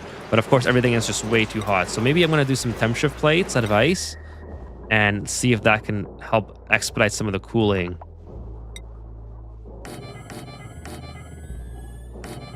Because it's extremely hot right now. Let's just build a couple of these things. Surprised this hasn't broken yet. 94 degrees. This is the only one that's working because it's below 100 degrees. Everything else is just way too hot. But there's no steam in here now. Well, barely any steam in here, so nothing's being sucked up anyways. Yeah, we'll do 115 then. That's no problem. 115 it is. So basically, I don't think we'll have enough time to do another full rocket mission. Let's see, these guys are coming back in 0.6 cycles, so maybe I'll get the cooling started now. And then at least so I don't melt any more things here. The cooling actually works surprisingly well. Like, I'm surprised at how... It costs a lot, but that's all right.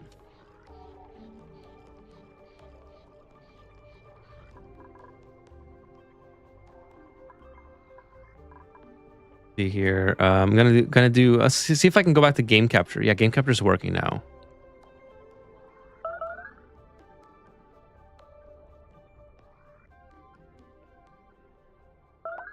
All right, building melted.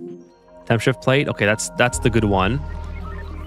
It's a little bit chillier now, but not too good. Eventually, the aqua tuner will catch up. It's just we're using polluted water, so it's gonna take a little bit. This will definitely help, though.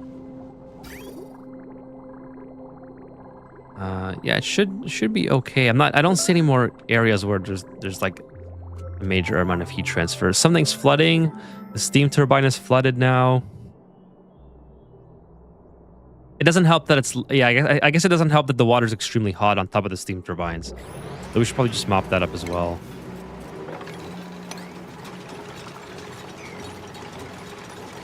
It's not as hot now, but like this was already existing, I believe. So we'll get that mopped up, and then these should be good to go. So yeah, I'm not sure if we're gonna have enough time to do a full second mission, but I can at least get this rocket ready again to go back to... At least the beacons stayed intact, so I can start sending material here, which is really, really cool. So what I have to do now is set up a launcher. Planetary launcher. Probably right here somewhere, I think, is the best option. And then I have to do some rad bolt production here as well. The only problem is that I almost certainly need a robo miner for all this stuff because... Okay, well, let's build this. And then see how the heat's doing. Look at how good that hydrogen gas is. That is amazing. Like, I don't know. I think that's like almost top tier cool prevention there. Cooling prevention. Like, all I'm trying to do here is pretend that like I'm not like I don't want these guys to get fried, the poke shells. And I don't want to move this door so my duplicates have to go up here all the time. So I want to keep this door here, and I don't want all this heat to creep into this area. That's the point of this cooling system, which is... Again, it's not ideal, but I think it's pretty funny. Okay, we can load up the... well, actually, I could release all the stuff that's in here. In fact, this should be happening automatically anyways. Payload should be going into here. It's just the algae is going to break it because the algae will turn into dirt. So I have to take the algae off manually.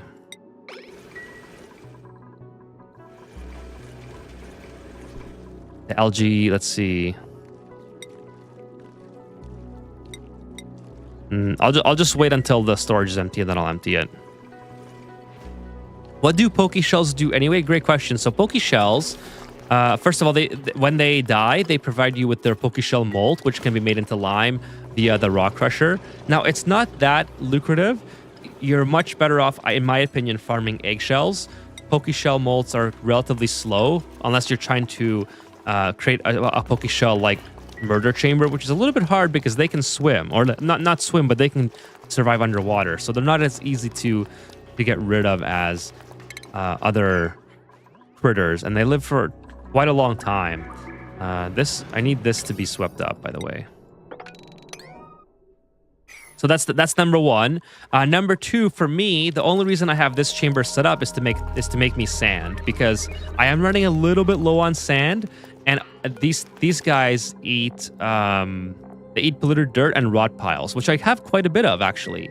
So I have all my polluted dirt on my asteroid being put into, well, sorry, not all of it, but I have a lot of polluted dirt from my asteroid coming from my Pacus, which is right here, my Pacu chamber. So all of this gets sorted. There's a whole sorting mechanism for it. It all gets sorted into my Pokeshell chamber so they can make a bunch of sand for me. That kind of keeps my sand production going, which I absolutely do need. If I didn't have sand, I wouldn't be able to run my water sieves. Now, I could make sand via regolith, but I don't want to have my duplicates here on this machine making sand, because I feel like there's better uses for my duplicates than to be making sand from here, when I could just have my Pokeshells give me a little bit of sand as well. So that's what the Pokeshells do. Sand, molts, and they don't even give you meat, so they're not really useful in most situations. They're more of a niche, I think. Now you can make them into sandy shells, which are pretty cool. Sandy shells, they live in water and they actually eliminate germs. So you can see here, they eliminate germs in water. So you can put them into, like if you have a germy water tank, or if you start with a lot of germy water or whatever, they're a really good way to get rid of, like they're super fast, but they can also get overwhelmed. Radiation is still better. So, okay, so I think this is, I was filling this up, but I let it go too long. Let's remove this. So we got so much cooling now. We got too much cooling actually. It's working too well. I can also put these on. So yeah, they're not incredibly useful. I just figured since I had them on the asteroid, I would prefer to have them here than anywhere else, because as soon as they lay an egg, they become incredibly pissed off, and they can murder your duplicates just like in a heartbeat. So it's a good idea to keep them isolated or confined if you're going to keep them around, and confined in a way where your auto sweepers can pick up the eggs automatically, like very, very quickly. Jay says, all my polluted dirt I'm turning into dirt and into mealwood. So that's not a bad choice. But if you watch, so you should try to get off mealwood as soon as possible. So unless you have like no other option for some reason, I would say don't make mealwood your go-to for food. Like unless you literally have no other option. I would really try to go, and if this is evident on your asteroid, I'll give you these tips as well. But if you watch my over-explain guide, which I'm on episode 2 on currently, I kind of... Oh, actually, my latest video is perfect. My latest video explains exactly why you should try to get off mealwood as soon as possible. In fact, in my over-explain... This is kind of what I was going to refer to. In my over-explain series, I get off of mealwood by cycle 20, which is really, really important for your colony. Mainly because... So think of it this way. Like Kevin was saying earlier about the duplicates delivery regarding power banks. If your duplicates are constantly having to deliver dirt to your mealwood plants to keep your mealwood production going, that's taking time away from other things that they could be doing in the asteroid. Now, there's also another layer to that. Let's say your duplicates are, like, I don't know, I haven't seen your colony, but let's say your duplicates are very stressed out, or they have a lot of debuffs that makes them slow, which is very normal on a new base. Like athletic debuffs are very, very common. If you have that happening, then your duplicates' dirt delivery gets slowed down exponentially. So think of it, your entire colony's survival is being propped up by duplicants that can be very, very slow, and that are when they're slow, they're wasting their time delivering the dirt when they could be doing other things, right? Now, again, there's another layer again. If you're changing polluted dirt to dirt, that's another delivery task that, and again, slow athletics will affect that. If you're making your meal wood into meal lice or lice loaf, there's a water delivery for your micro musher, right? So you're adding all these delivery errands that are going to be a bottleneck to your food production and slowing your colony down. So if you watch my latest video, I kind of talk about just, the importance of getting off of mealwood altogether. Alex says, my colony mealwood is forced out the glossy Draco. Later, these plants are replaced by blossoms. Exactly. So mealwood, yes, I do have mealwood here, by the way, and I could automate dirt delivery to this as well. Like I'm not taking my own advice here because my duplicants are doing dirt delivery. Like she just did it right now, Ellie, I think. She just did dirt delivery here. So yes, it's my very last the very latest video, Jay. Very, very latest one. If you want to put that in your watch later, I think it's a really good one to help new players out. Getting you set up with food, a proper food source that you don't need delivery for, so blossoms, and also oxygen and oxygen masks. So if you don't have those three things, the video will be immensely helpful, and it will help you explain why those things are also good. So yeah, Glossy Draco. So yeah, like I was saying, I'm not taking my own advice here, but the difference is my duplicants are very, very fast. Like if you look at any of my duplicants, their athletic skill is incredibly high, and also they're not being debuffed like a new colony would be. A new colony will typically have debuffs with eye, not just athletics, but like eye irritation, yucky lungs, sopping wet, all these things, right? So it's really, really important to try to make it as easy for the duplicants to survive early on, because that will benefit you long term. Can I have this on surprise? Yeah, please. I'm tired of seeing that. And then this thing as well. I don't know why you're eating here. You shouldn't be eating. You have your own banquet hall. So Bertha, hey, what's up, Bertha? I got a fully automated farm. Even the harvesting is done by Wild Lum. That's so cool. That is awesome. Good job. Okay, we're starting to have like a bunch of things break. Building broken gantry. Oh no, I landed the rocket with the gantries exposed. That was really stupid of me. So anyways, we'll have to fix all that. Really annoying because I need to spend steel on it, so... That was my bad. Okay, Jay says, my first base kind of died because I ran out of water, so I'm hesitant on using my water. So, okay, so the water, yes, water supply is a thing, but you're also going to run out of dirt as well, right? So, yes, water will last less depending on how much you're using it.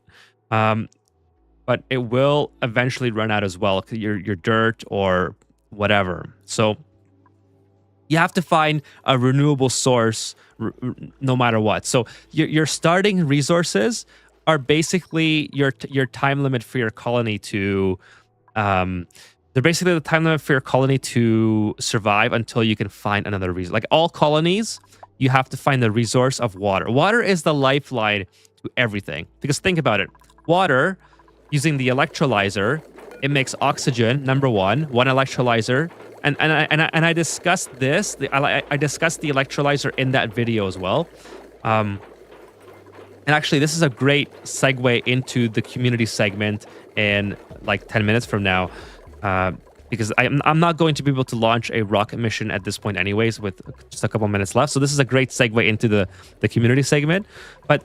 So that video that I told you to watch, it discusses the electrolyzer. And the electrolyzer needs only water. So this is what's so powerful about the electrolyzer. It makes oxygen, Sorry, I meant water. This is what's so powerful about water. Once you have water, your colony will survive. Colony theoretically will survive indefinitely because water makes oxygen, water makes power with hydrogen, and water makes food with bristle blossoms. That's all you need to survive a colony. If you just like, yes, it can't. Obviously, the hydrogen can't sustain a very large power grid that's coming out of here, but theoretically, if you were to make the smallest possible self-sustaining base, the only thing that you would need is food, power to keep the lights on for the blossoms, and water, which the electrolyzer can do, right? That's all you need. And that base will last forever. As soon as you can get that set up, you're good. Now it's just a matter of scaling. So if you want to, obviously, now here comes the scaling aspect of it. If you want to add a metal refinery, let's say, metal refinery takes a lot of power. So you need lots of power for that. So you need, like, eventually you want to upgrade to, a natural gas generator, a hydrogen generator, a petroleum generator, what have you. And then, of course, there you need cooling. So that's where the expansion starts, right? But if you just think of it in like a first principles like philosophy of an oxygen unincluded colony, all you need is water. That's it.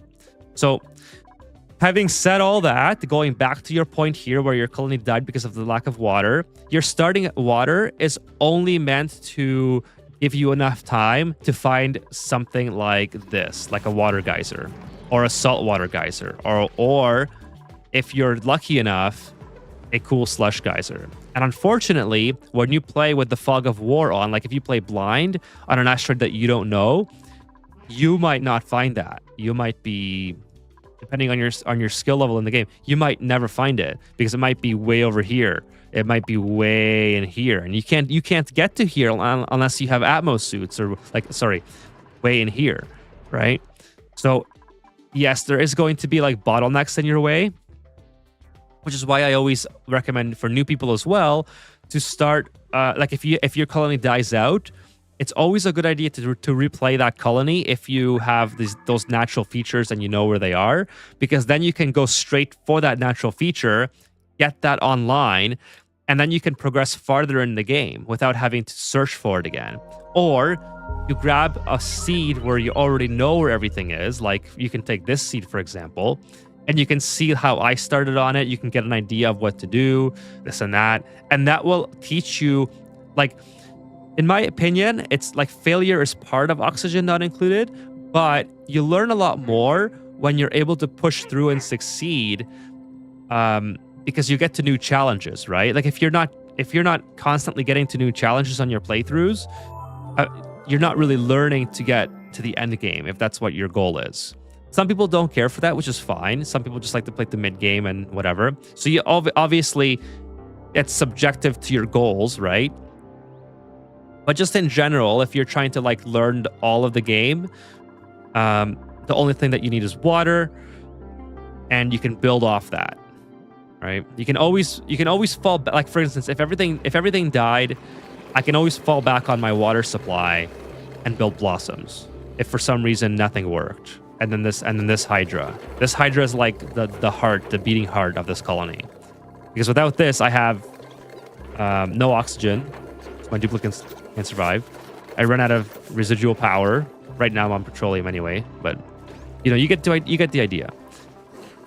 Okay, so let me just go back in the chat here, and then I'll probably get to I'll probably get to Jay's asteroid after that, after I get through the chat. Hey Foamy, what's going on? Foamy says get that and feed it straight to O2 production, and it takes a huge amount of pressure off. Yes. Once you find one of those, you're good. You can see when I look at my colony. Yep, well, we'll definitely do that. You're very interested in your analysis of community colonies. Well, we're gonna get to that right away, Mike. You got a spam up, although may need a full Rodriguez up. Like any spam will do, right? Any spam is a good spam. It really comes down to what you want to build. Like you don't have to build something complicated like this. This will obviously help, but a spam is perfectly fine. It'll help you get to, like, you might have to build a second spam later on, The benefit of something massive like this is that this can support 64 duplicates and then some. This can support 64 duplicates and 8 hydrogen generators. And 8 times 8 is 64, so 64,000 watts, right? So this whole thing here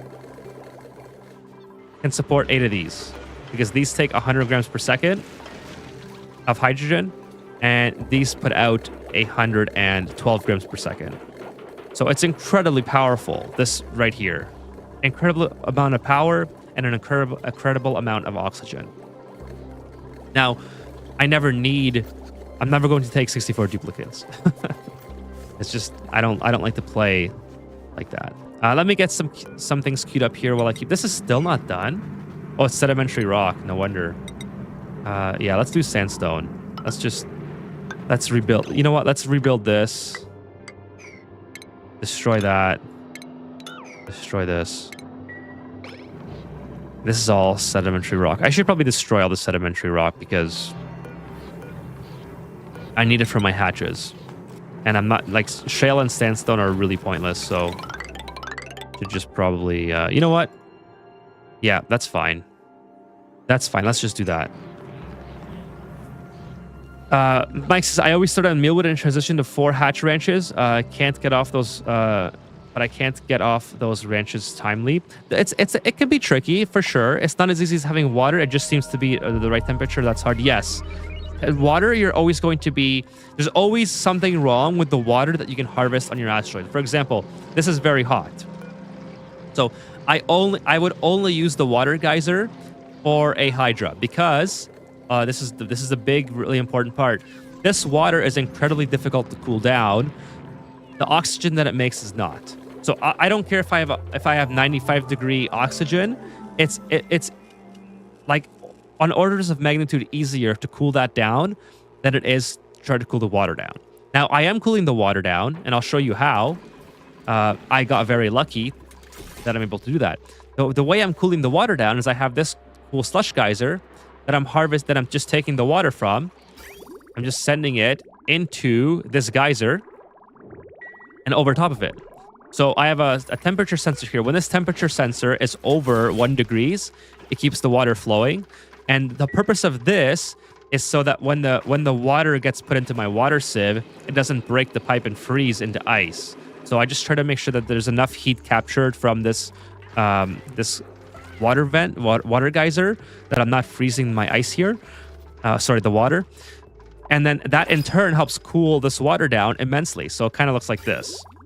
I wish I could do like, I guess I could have done like insulated pipe and then radiant pipe back up to cool everything down here as well, but it doesn't matter. It's very cold in here. That's the main point, right? And then in turn, because I'm using my cool slush geyser polluted water to cool this, I'm able to get my final water source to be 27 degrees, which is rising slightly because I'm also cooling down this steam vent with polluted water that is coming from an ATN, which is incredibly inefficient, by the way. I only did this because I had the two very close to each other and I had no other use for this ATN.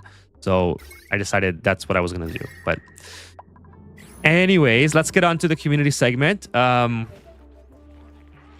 says the 4 hatch wrenches can be an enormous amount of dupes. You don't need more than 2, maybe 3 if you're printing a lot of dupes. You are right, Foamy. Absolutely. Especially like I don't personally, if you have a freezer, I think you could make as much barbecue as you want. And then at that point, if you run out of resources for your hatch ranches, it doesn't really matter. Now, actually, these guys are starving, which is kind of weird. Why are they not getting... Oh, there's no more igneous rock. Yes, this is what I was going to say next. You eventually will run out of sources to feed your hatches. So kind of like how I'm doing here. Luckily, I still have 9 and 9, but where's all my igneous rock? It's all in here, it looks like. It's all in here, which is also being used up. So yeah, I basically just have to get all this out of the... I might have to increase the cooling capacity of this so I can process this igneous rock a lot faster. I am putting sedimentary rock in here as well, which is why I was... Yeah, which is why I was intent on redesigning these ladders. But anyways, I'll do that next stream. With this, I'm using an aqua tuner to help cool some water. It's far from anything. Yes, that works too. Absolutely. It just takes power, right? So now you have to find 1.2 kilowatts for that aqua tuner. That's all. But it works really well if you have the power. Okay, so let's get on to community asteroids. We're gonna do J's first. Oh, I have to deactivate spaced out. No worries. Let me go back in the main menu here. So I'll have to reload the game. But Jay, if you have anything to say or ask specific questions, now would be the time, and then I can, as soon as I load your asteroid, we can get right into it. But yeah, or if you just want me to take a look and go right to my opinions about it, I can do that too. Okay, so spaced out.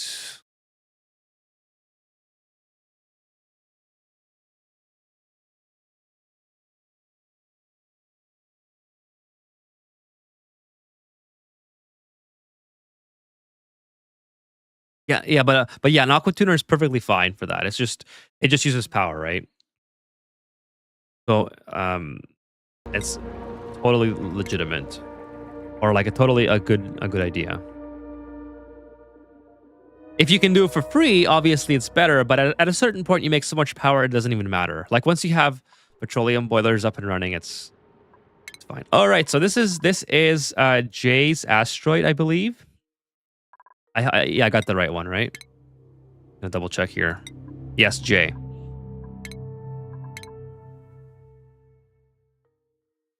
Okay, so it looks like it's like a 115. Let's see. Let's take a look. You got a lot of calories. Holy smokes! A lot of pickled meal. So a lot of pickled meal, which is a lot of dirt. Luckily, the pickled meal doesn't go bad for a long time, but your dirt is getting kind of low. So you do have to be conscious of that. Now the water made a mess. Okay, we're not going to worry about Ari right now. Let's just take a look at overall what your asteroid looks like. Yep, so you used up your main water pool. You still have this left, which is not too bad. So you got no stresses, which is really, really good. Again, lots of pickled meal. Now, the pickled meal, let's see where your food storage is. Where are you storing your pickled meal? I guess I could probably... by the way, I like that what I'm seeing so far. You're putting your resources that you need on your pin menu. That's really, really good. Okay, so you're storing it here in carbon dioxide, which helps. That's really good. It helps last a little bit longer. And it already lasts like 32 cycles or something. So it's not too bad. But you can see it's going stale, right? So you have a lot of stale pickled meal, even though this lasts a long time. So all that dirt that you've used to make this will eventually go bad because you make so much of it early on. Just be conscious of that as well. Like you don't always have to keep going of that, but it's certainly not like the worst thing ever. It's always better to have a lot of food than to not have a lot of food. So that's an okay thing. But again, I would definitely transition to blossoms. They would your colony would... I know right now your water situation is looking a little bit tight. So what I would do, I don't know if you know this, Jay, but I would go to your temperature overlay, go to relative, and then pull it all the way down, and then see it'll tell you where like the neutronium. It's gonna be a couple streams, guys. All right, it's gonna be a couple streams until I get that saying right. It'll tell you like where your geysers are. So you have one there. Okay, what's this? That's interesting. You have this revealed. You have one up here. Let's see what these are. Now, in order to find out what these are, you go into priorities, top priority, and you can overlay it. This is a saltwater geyser. So you have water right here. Okay, so you have one source of water. Go back here and find this. Sorry, I'll read your comments in a second. This thing's here too. Just go back here. This is a iron volcano. Nice. So that's going to be good for steel production. So far you got that. Now, what I would do is try to dig, go up here, dig far left, dig far right, and then go down as far as you can, dig far left, dig far right, and you can probably find another water source somewhere. Also, you have a ton of polluted water, which does have food poisoning.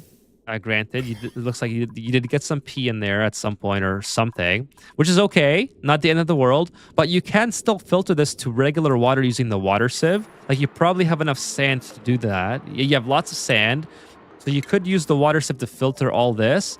Eventually, the food poisoning will disappear. So... food poisoning multiplies in polluted water. Let's see, where can I show you? So it's growing 4% per cycle, and the temperature is causing it to die off, actually. So this is actually depleting, which is really good. But if this was regular water, like for example here, this is overpopulated, and it's surrounded by food poisoning. But if all of this was regular water, clean water, the food poisoning would die off a lot quicker. So... yes, that's gonna keep dying off. So let me see what you were saying here. I'm thinking about getting a second spawn up and a Draco farming. Unsure if the suits are in the right spot. Well, Draco farming would be really, really good for plastic. That's perfectly fine. Draco farming is, again, you need blossoms for that. Blossoms, I think, are the easiest method to farm. Well, first of all, mealwood, obviously. But then when you make the transition to glossy Dracos, you definitely want, I would say, blossoms for that. But yeah, that's a good start as well. Getting Dracos up. Below and right of the main water. Well, I did not know I was there. Yeah, so there you go. So you have your water source here. Obviously, you have that one, but you have this one as well. So that's the way. That's how you can find it. Use your relative temperature. Go all the way down. It'll show you where the neutronomium is, and then you can use the priorities. Hey, Chewy, what's going on? Welcome to the stream. Yeah, that giant polluted water was my backup for my main and metal refinery cooling. Yeah, that's perfectly fine. Now, this is perfectly fine to use as your metal refinery cooling, but I would probably go into a cold biome instead, because this water is precious, right? Like, you need this water to survive. If you put your metal refinery into a cold biome, again, watch my video on metal refineries. Just type in metal refineries on my channel on a little search icon, and it will show you kind of how to where to put it. If you use the metal refinery inside of a cold biome, you're going to melt all the ice and snow that's here. And here's something that you may not know. If you melt the ice, you get 100% of that ice converted into water.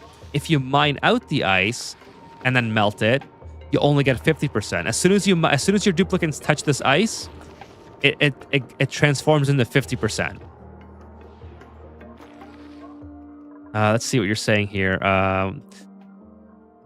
Those Pacus can feed your colony forever. Yep, they can. And then you'll make lime. You'll make lime as well. So you can get a Pacu farm up and going.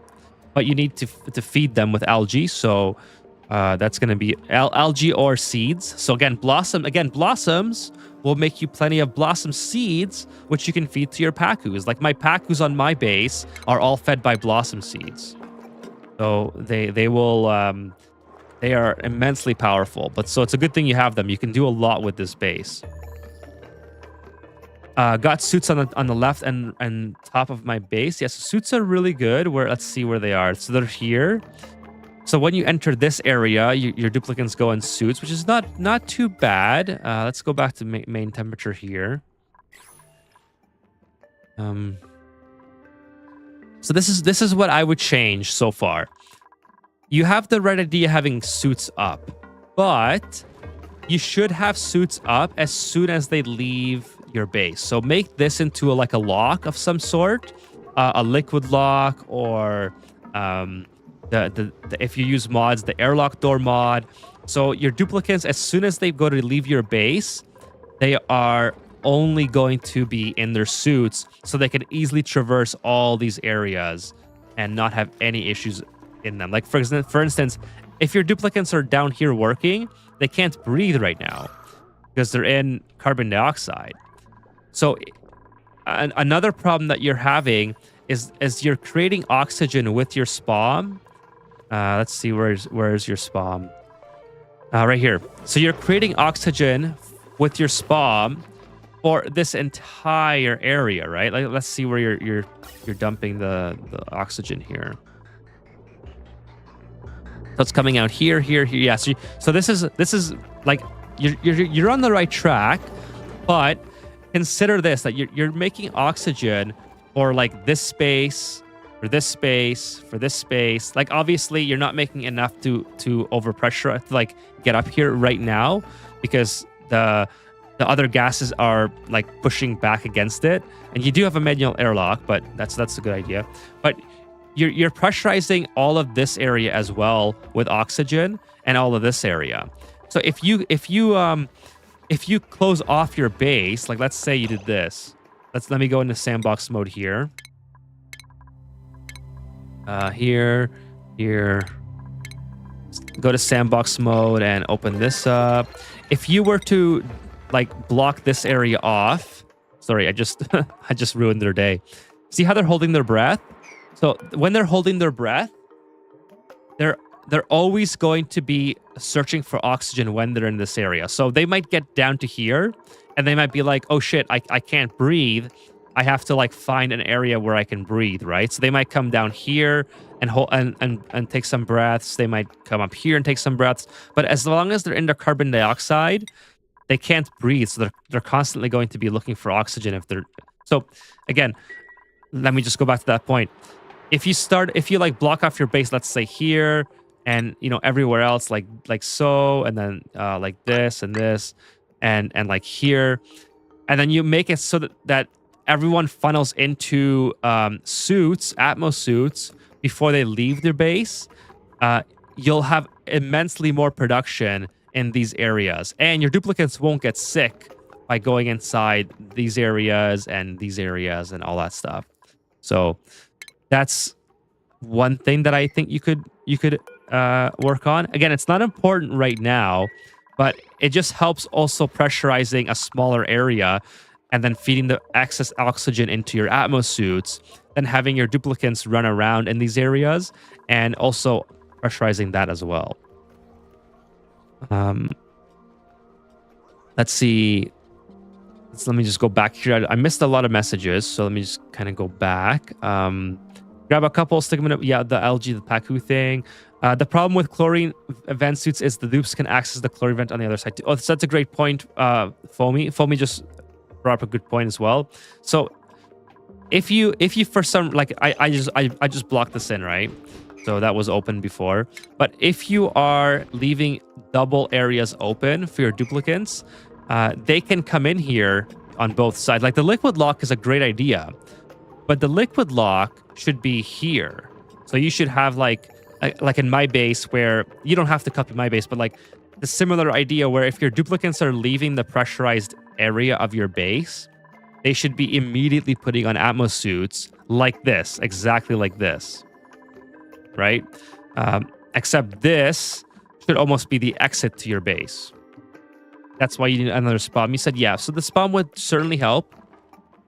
So again, it's oxygen production. Once you get oxygen production up and running, you'll be fine. By the looks of it, because this right now is probably, yeah, it's struggling to support 17 duplicates. See, so yeah, you do need a second spawn for sure. Consider looking at a Hydra. A Hydra will help you out a lot. Let me show you. I don't have the blueprints mod. One Hydra that I used on my rocket will easily surpass the production of, well, not easily. Let's see. These are running at 42.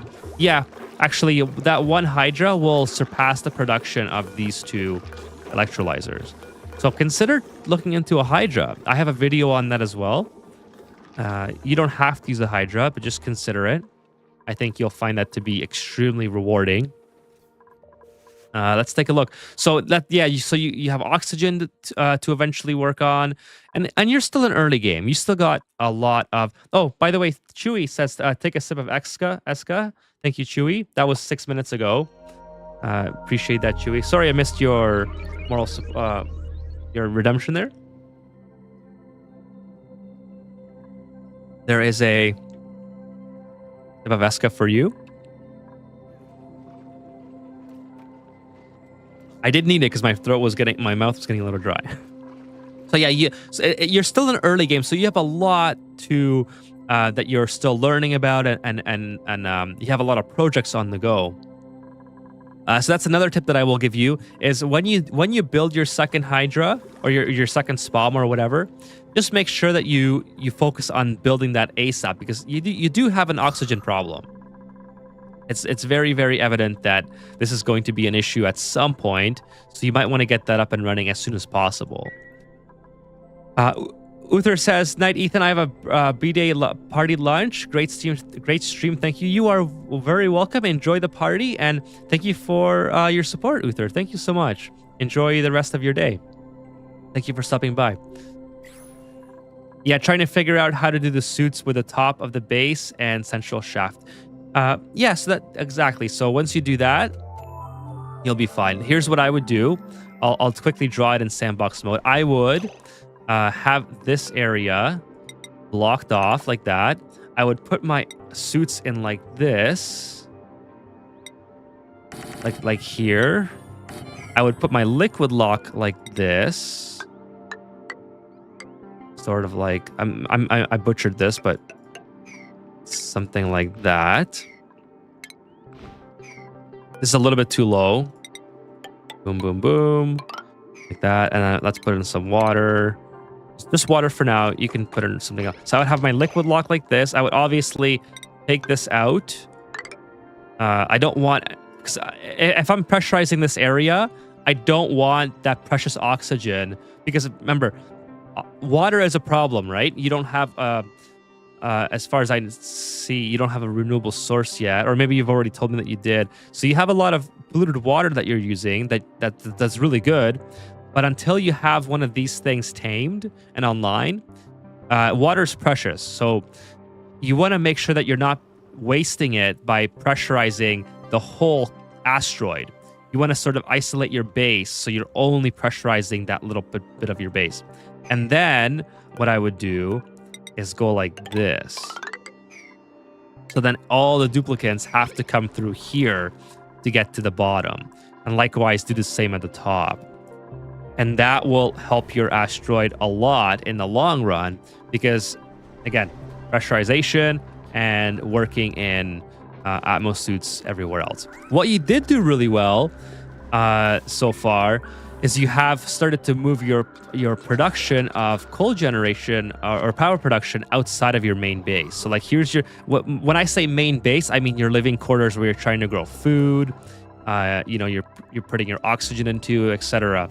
So you've already started to move and relocate your coal generators, which is really, really good. These ones I would get rid of as well, because they're creating a lot of heat. They're creating a lot of heat, and also they're creating a ton of carbon dioxide that has to go through your shafts. That's gonna cause, like, look at all the carbon dioxide, right? That's gonna cause a lot of issues. So you want that eventually to get to the bottom here and possibly clean it when it's all at the bottom. You want your whole base to be nothing but oxygen, essentially. Ideally, you don't have to. It just makes things easier for temperature and just keeping everything pressurized, and like these things always working. Everything works better when you have a lot of oxygen.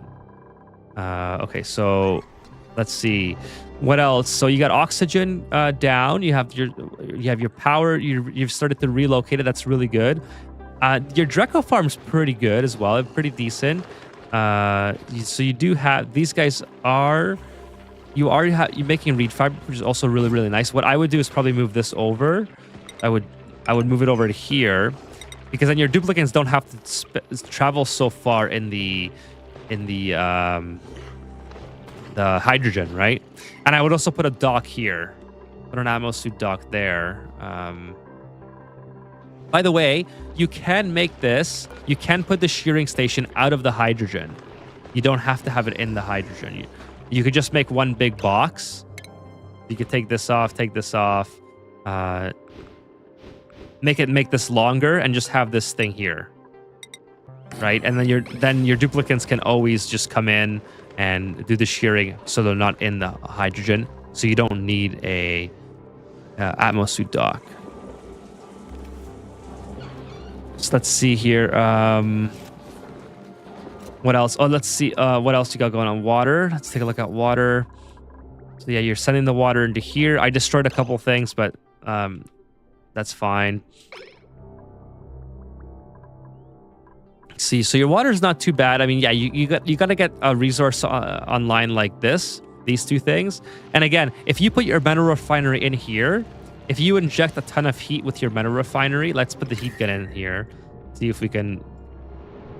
So when you'll eventually melt all this water, right? So when you start melting this water, you're going to get a massive pool very, very quickly. And that massive pool is will eventually cool down once it interacts with the other ice, right? Obviously, I injected a lot of heat here. It won't be this quite this dramatic with a metal refinery, but if you start doing something similar to this, let's say you come in here and you build a metal. I would do this. Let's grab some tiles. Where is it? Put it here. I would probably do something like this. Put this. Oh, whoops! I didn't mean to block that off. Take that away. Destroy that.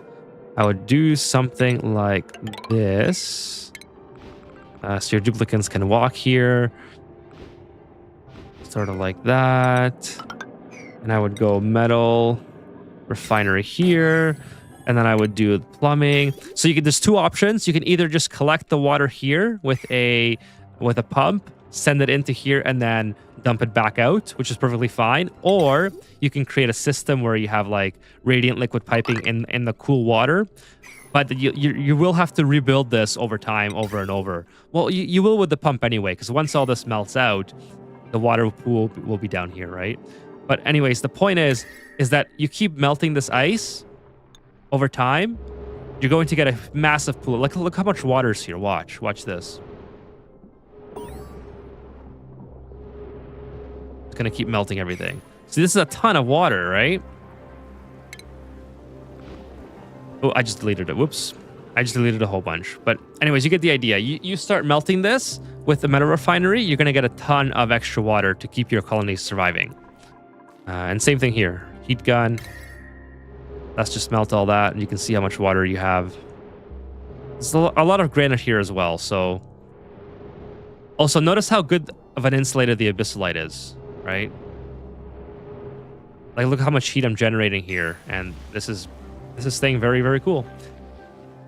Okay, let's see. I was thinking all the carbon dioxide would sink, but it's not going very well. Right. So one of the reasons why it's not sinking is because you're generating oxygen here, and in order for for it to sink, it has to get past this oxygen that is being generated by this pool, right? So it's constantly being pushed up from here, and the carbon dioxide is not able to settle because of all the production that you have going on.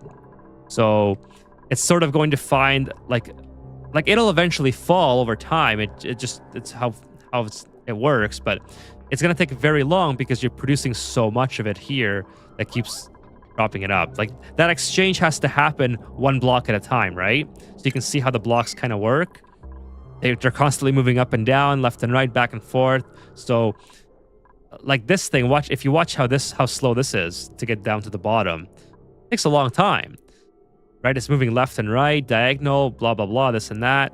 So just imagine all of this trying to get through all of that. It takes a while. Okay, what else? What else did you... Like, overall, you have a lot of the basics down so that you're able to... Like, you have the potential here to get a lot farther into the game if you can get these water sources online. And the way you can get these online... well, first of all, as a desalinator, you're going to have to clean this to make it clean water. And then you have to build an aqua tuner because you don't have any cool sources of water to exchange it with. So like a cool slush geyser. So if you build an aqua tuner with enough steel, you'll eventually be able to... here, I'll show you what I would do. let's just reveal some of this. I would do something like this. Kind of like the same thing as I think Uther was saying earlier, is you can just block this off. Kind of like that. Let's make that a little less. So you would block it off. That's you don't have to vacuum it out, but just for the sake of making it look pretty, I will vacuum it out. And then I would do like a radiant liquid pipe in here, maybe like this. There's plenty of different ways you can do this, but this is like the most, I would say the most basic aqua tuner way. Build your aqua tuner here.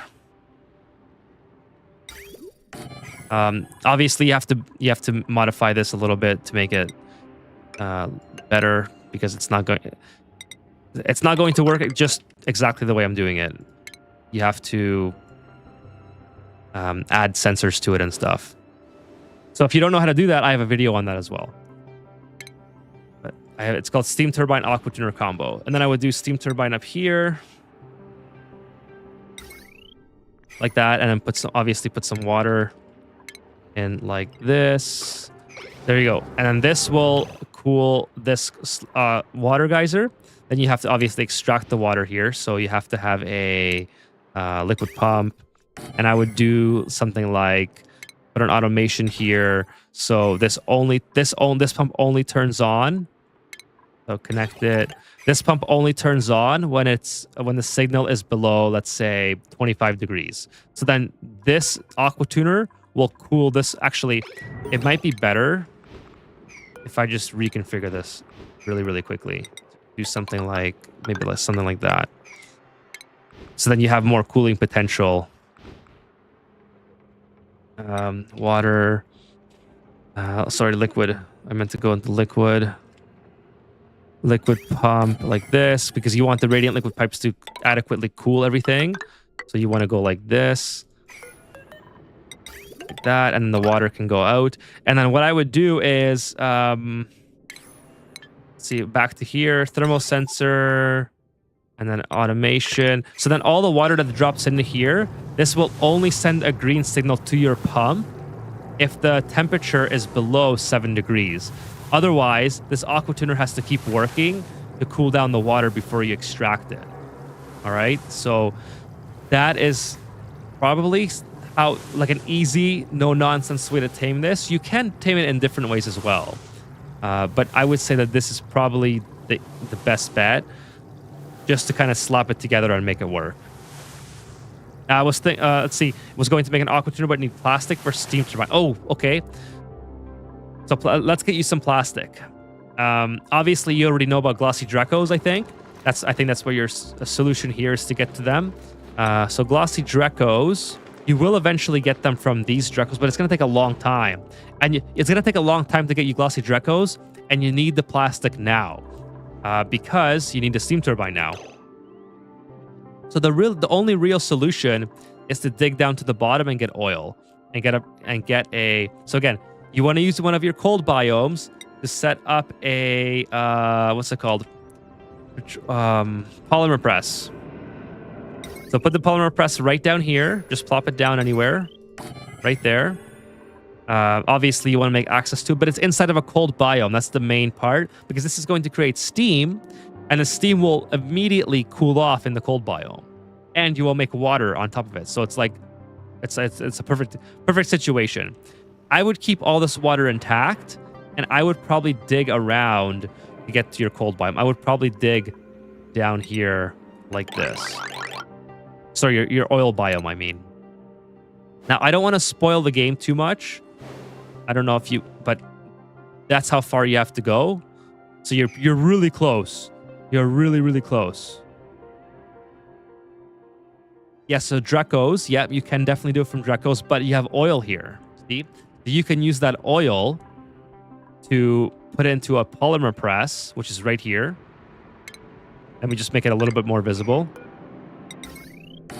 Polymer press only takes 240 watts. It will make you oil. Oh, sorry, it will make you petroleum. Sorry. Oh my God, what am I talking? It will make you plastic, but you need petroleum. So, but you have oil right here. So you're not very far at all. You're not very far at all. All right, so you're almost there. Just build a little bit more down. You're gonna get a lot of heat out of here, so it's a good idea if you make the shaft through your cold biome. If you don't have to, but it might be a good idea to do that. Then you can melt more ice. But yeah, you have the oil here. This thing takes petroleum, I believe. Yeah, petroleum. So you need an oil refinery. So I would put it right there. This. Like that. Out. Like that. Oil refinery. Boom. And I would do something like this. Boom, boom. So you have your oil coming into here. You can make the piping look a lot nicer, but oil, a buffer for the oil, and then a petroleum into here, and something along the lines of this. And then you have yourself plastic. That's it. That's what you have to do. And then, oh, by the way, you do have to vent this.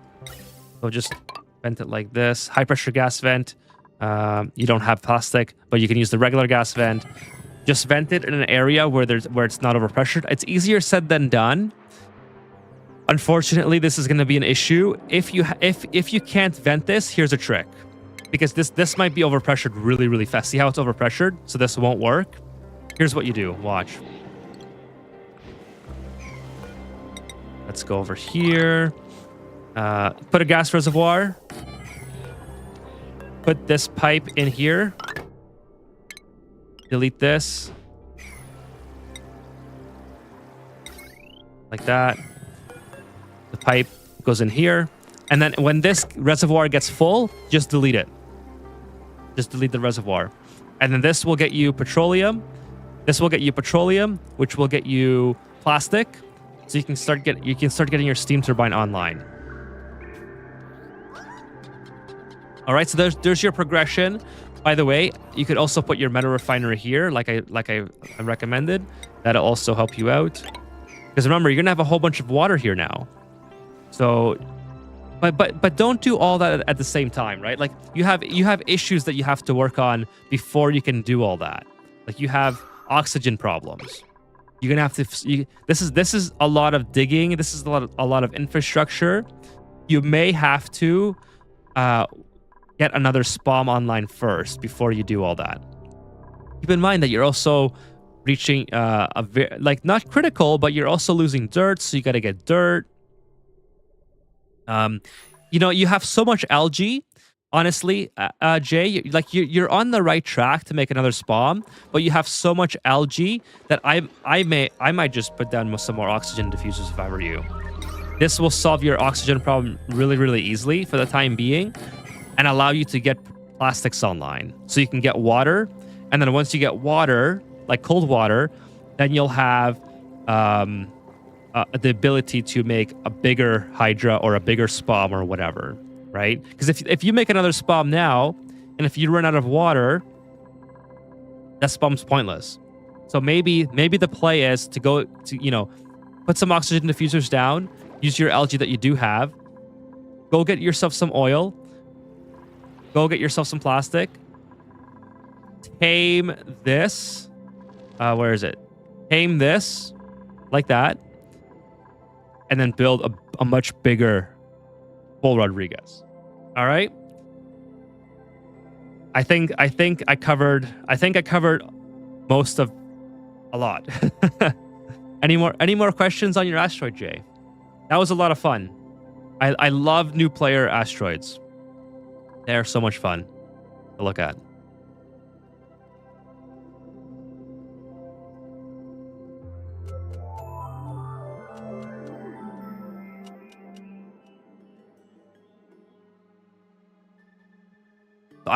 I don't know if you asked any more questions. So if you did, let me know, and otherwise I'll leave you with that for now, because that's already a lot to deal with. Like that's already maybe 100 cycles or more, depending on how quickly or how many issues you run into along the way. So that might be enough for now. If you want, Jay, once you play a a whole bunch more, send this asteroid back and show off what you did. That'd be really cool to see. Like, you're about 40 hours in now. If you play another 10 or if you play like 50, if you want to send it back and show us where you are, that'd be pretty cool. So it's up to you. But if you have no more questions, I'm going to move on. We're going to move on to... this is... Yeah, I'm pretty sure it's this one. It's Alex. Yes, it's Megara Rock. That's the one. There's like a priority list of... Yes, exactly, Mike. There's a lot of projects. But I think after over-analyzing the asteroid a little bit more, like I just did there, I think the play is to number 1, oxygen diffusers. Number 2, dig to get oil. Number 3, oil refinery. Number 4, petroleum. Number 5, tame the salt geyser. Number 6, make it a desalinator.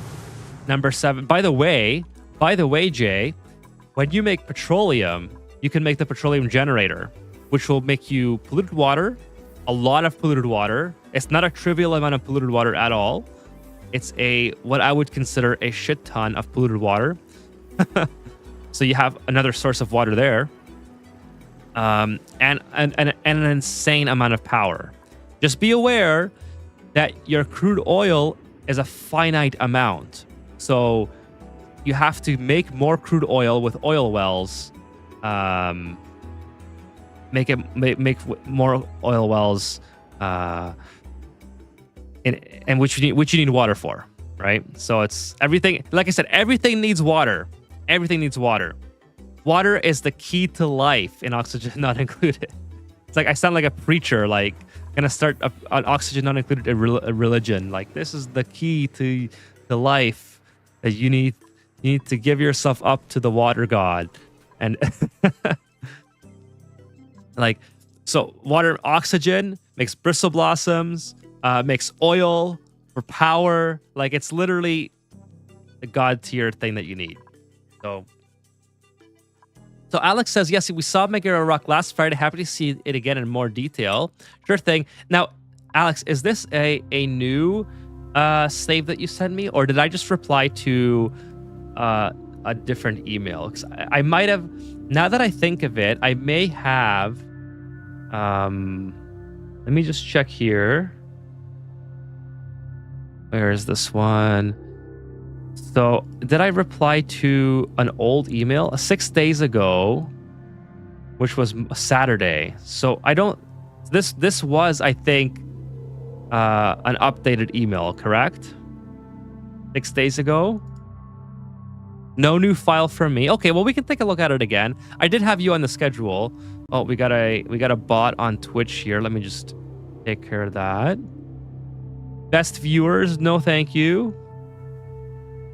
You can go ahead and be banned. Make sure I'm banning the right person here. Astronomical, blah, blah, blah. Yeah, whatever. At least get a cool username if you're going to be a bot. You know? At least do that, please. If you're a bot and you have a cool username, I might just keep you around. But if you have a username that I can't even pronounce, then there's no point. Let's see. Yeah, let's go see Megara Rock again.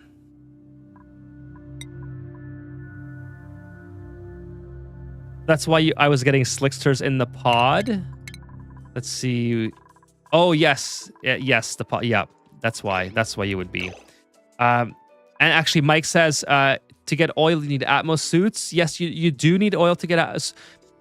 You can work in there, like if you go in and out really quickly and just leave it at that. Like you don't want your duplicates in here constantly because they will get scolded. It's very, very hot in here. You do. He does have Atmos suits, so Atmos suits are already online as far as I can see. Let's take a look. No, so they are. They don't look like.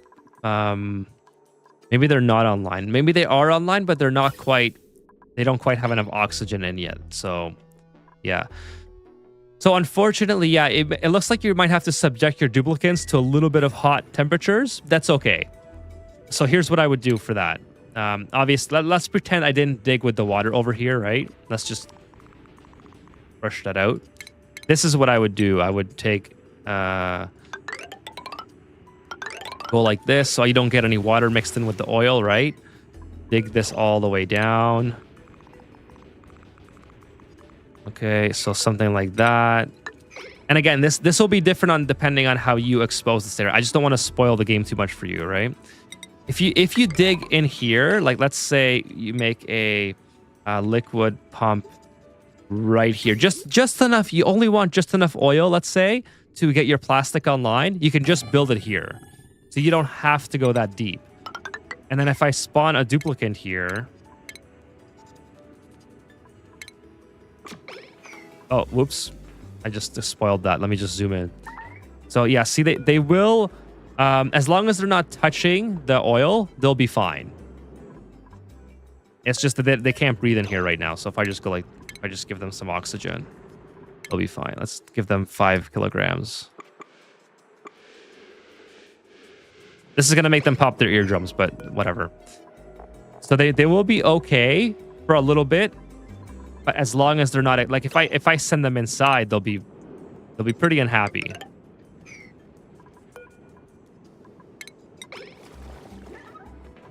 Yeah, they're not going to be too pleased with that.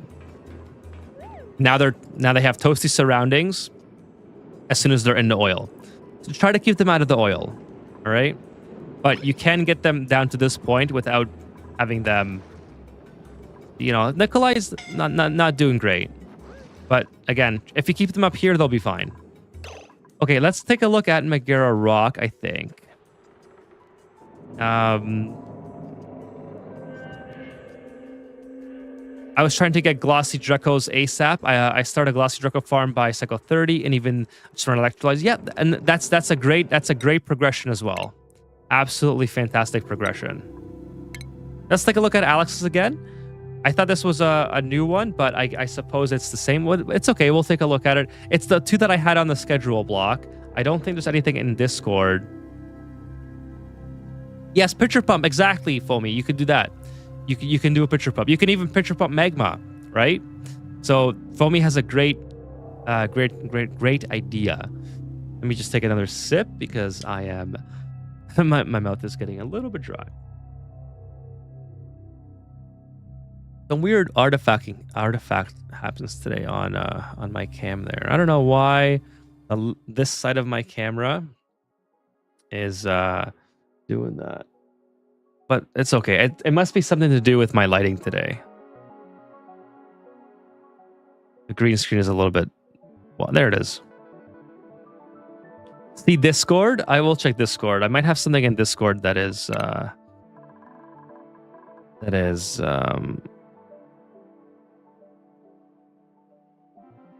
haven't logged in on Discord today. Community and oh, there is somebody. Alex, yes, Alex, there it is. That was 1 minute ago. Past Asteroid if Megara Rock is too boring. No, we can do this one again. But I don't mind doing the underwater weather underground. Okay, let's do that one. Let's take a look. What's this one? Yesterday. Did anyone send in a new one? No, this was Artem Wait said late game. Maybe someone will be inspired by. Oh, someone did send in a new one. I'm sorry. I have to get that one downloaded then. I did not see that. I should have logged into Discord today and then I would have seen that.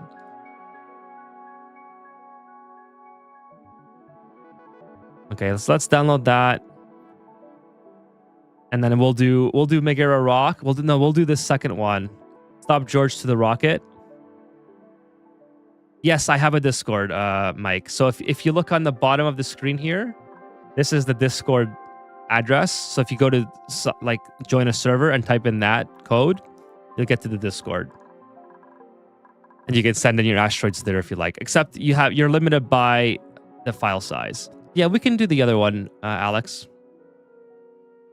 We'll do the other one. The weather underground. Sounds good to me.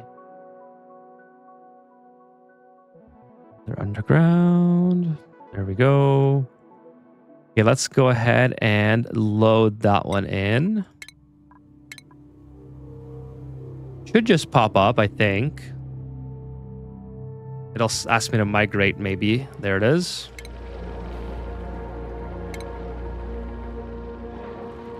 Okay, weather underground. Let's do it.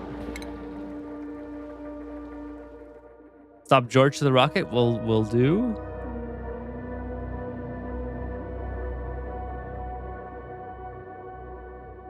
Same vanilla. Gotcha.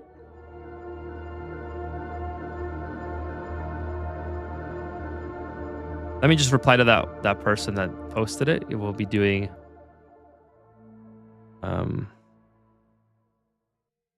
I should totally be more proactive in going on Discord.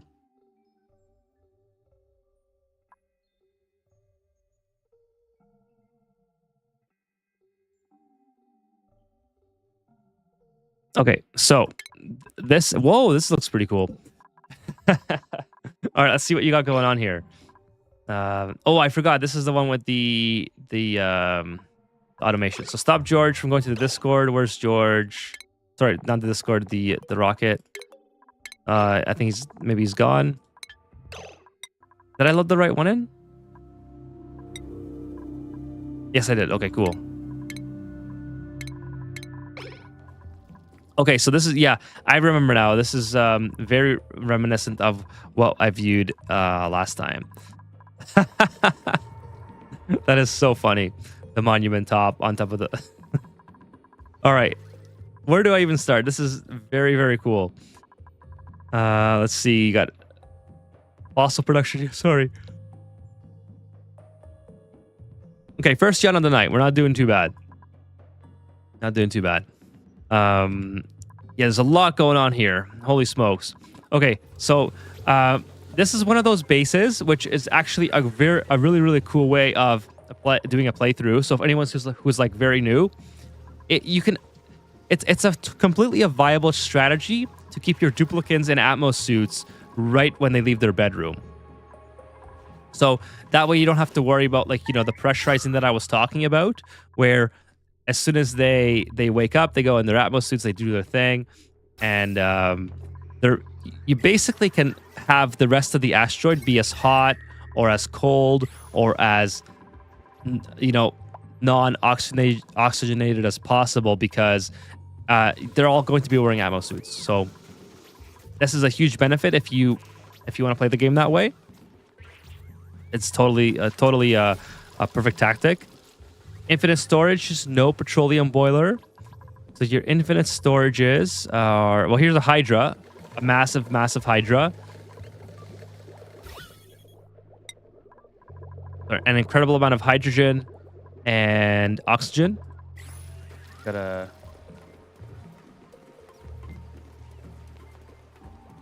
Oh, someone followed me, but I didn't see a message pop up. Hope I didn't miss it. Check out the Canada and US border. Canada and US border. Do I have to go into material overlay to do that? Where is the Canada and US border? For some reason I typed Discord and got nothing. Okay, let me link it. Let me link it. Mineral view. Mineral view. Yeah, mineral.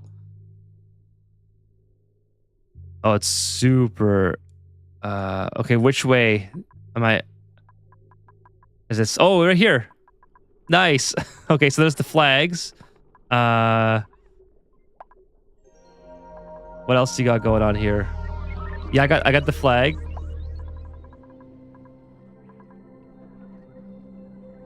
Just those two this time. I remember the last one that you did had a whole bunch of patterns. I think that was you, right? That is very, very cool. That's over here. So you're using the stripe, the neutronomium turf, and then... That's amazing that they They even yeah, the last one had way more flags. Yeah, I remember that one now. Okay, so infinite store. So you got your Drecos. I like your Dreco farms. They're very, very cool.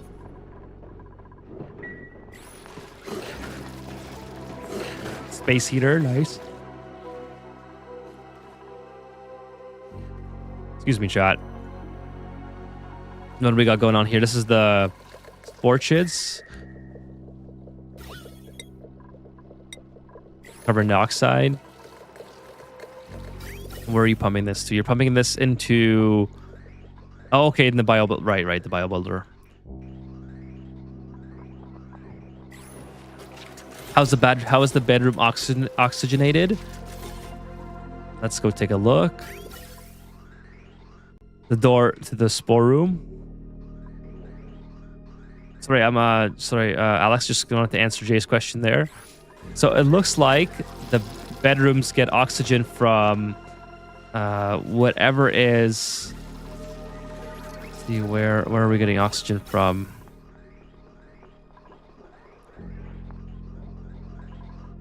Is it this one? Here's a high pressure gas vent. So I guess this must fill. Hey, Dave Morning. Thank you for the follow.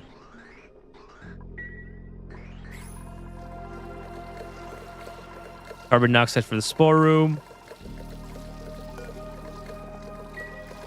One or two vents somewhere. Yeah, I found one. There's one up here. And then you have an ammo sensor on here. Oh my goodness, 3 in a row. That's not looking good. Oh, two suits have to have an overflow.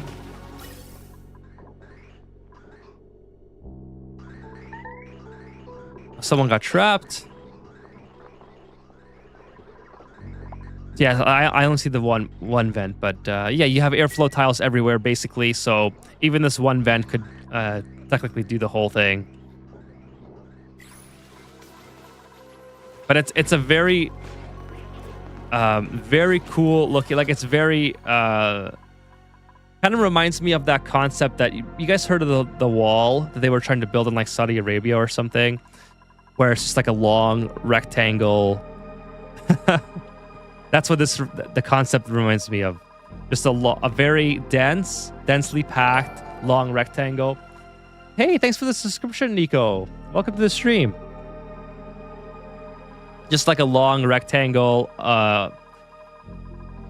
with all the things that they need to survive, with a shaft right down the middle. I should ask you to take a look at my ventilation overlay last week. We can do that. We can do that next week. I don't think I'm gonna get to it tonight, Foamy. I'm already starting to feel a little sleepy. And the steel production keeps turbines at full. Okay, let's take a look at your steel production.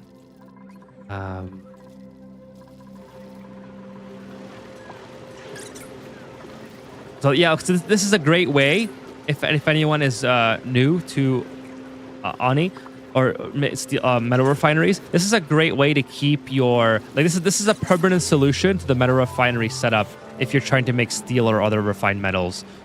Go in here as soon as it loads. So basically, what Alex is doing here is sending the hot liquid, in this case it's crude oil, into a steam room where the oil goes from 181 degrees to 180. Oh, I guess it's still looping around here.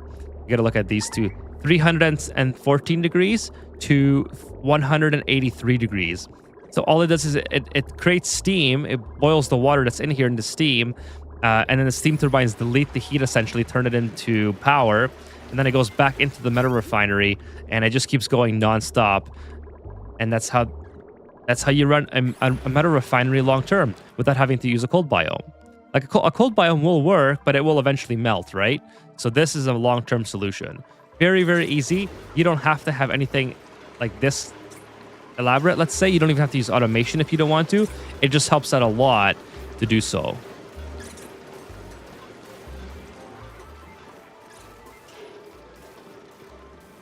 I'm doing something awful things with bridges.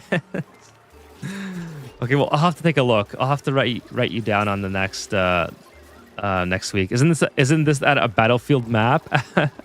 Ask Jay. Is it? I don't know. I don't play Battlefield.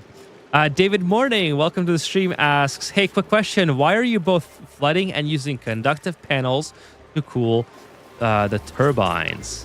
It might. So this is a community asteroid. We're doing community asteroid now. This is a viewer submitted asteroid. This sometimes it's good to have cooling because via the like liquids, because it helps transfer the heat into the atmosphere if that's what you want. This person is using conductive panels, so I assume that this was either the water was either left behind by accident or it's still serving a purpose by exchanging heat with the surrounding area. So it's either or. It really doesn't matter at that point, unless like if your steam turbines are not being cooled adequately by your aqua tuners, then you can add some water here, which will help out a lot. Like for instance, if I was to take away that water, let's do a little experiment here. Let's see how that would affect. Whoops! Oh, I didn't mean to do that. Return camera. Let's see how that would affect things. We'll delete, destroy. No, where is it? Where's my delete tab? It's supposed to show the. That's okay. We'll do this. We'll do vacuum. Let's do vacuum here. So now we can kind of see how that would impact things if we deleted the water. Just for fun experiment. Actually, Alex says water was to improve the conductive panels at some point. Then it was left there. So yeah, there you go. Sometimes people are just like, hey, you know what? The water's not doing any harm. So why don't we just leave it there? And it's completely normal to do so. Obviously, that will affect the external temperature because it will, like, especially if this was vacuum, it would obviously not work at all. But the heat exchange, for example. But the water, yeah, you can just leave it there. It's perfectly fine. They don't look like they're heating up drastically. Like this one's 60 degrees now, 64. This one is 54. So doesn't look like it's doing too much.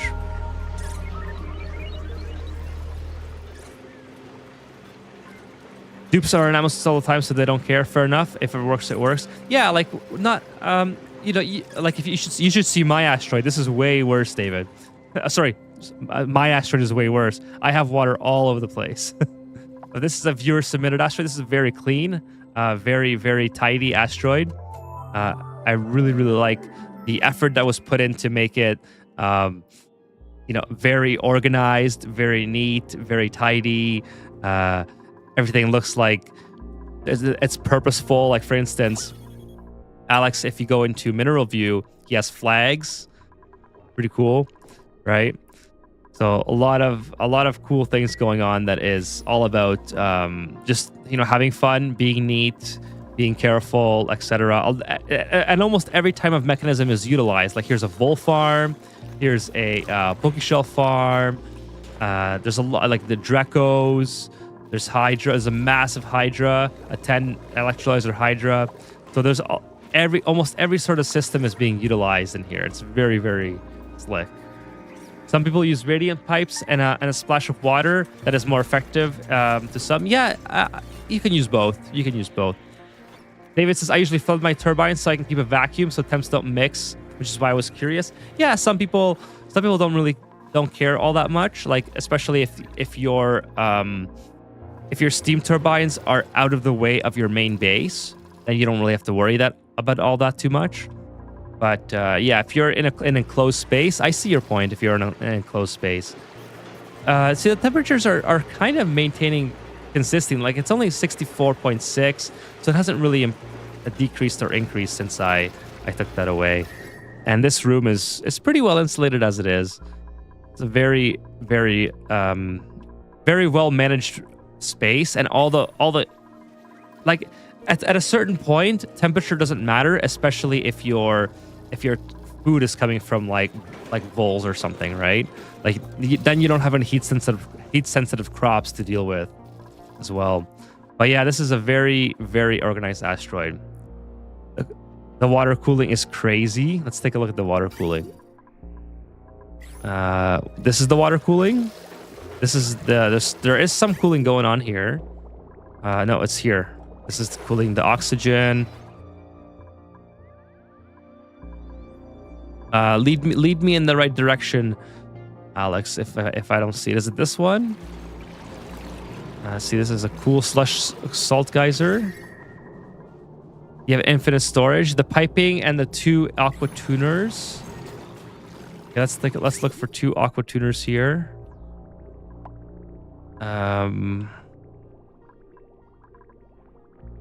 You know, I just thought how hungry I am. Maybe it's time to get something to eat. Back at the steam turbines. Is it here? Okay, it goes here. Man, I'm just completely missing it right now. Oh, here. Yeah. So my bad. Okay. So let's see what we got going on. Yes, like everything is just so meticulously made. It's very, very nice.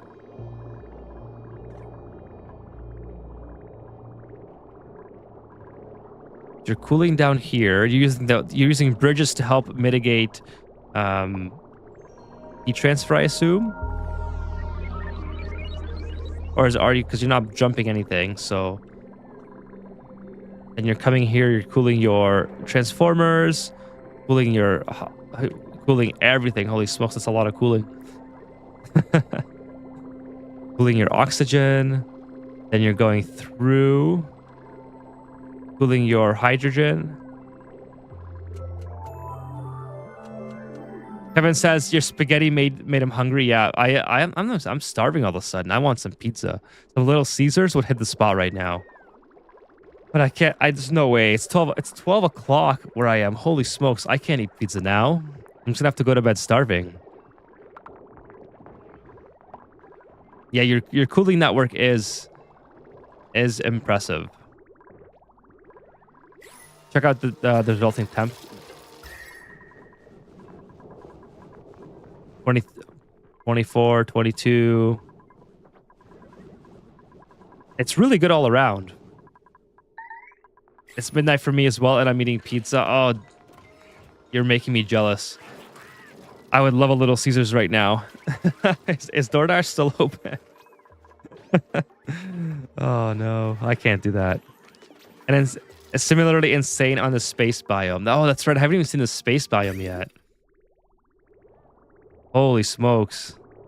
This time you're using salt water. So you're cooling your rockets.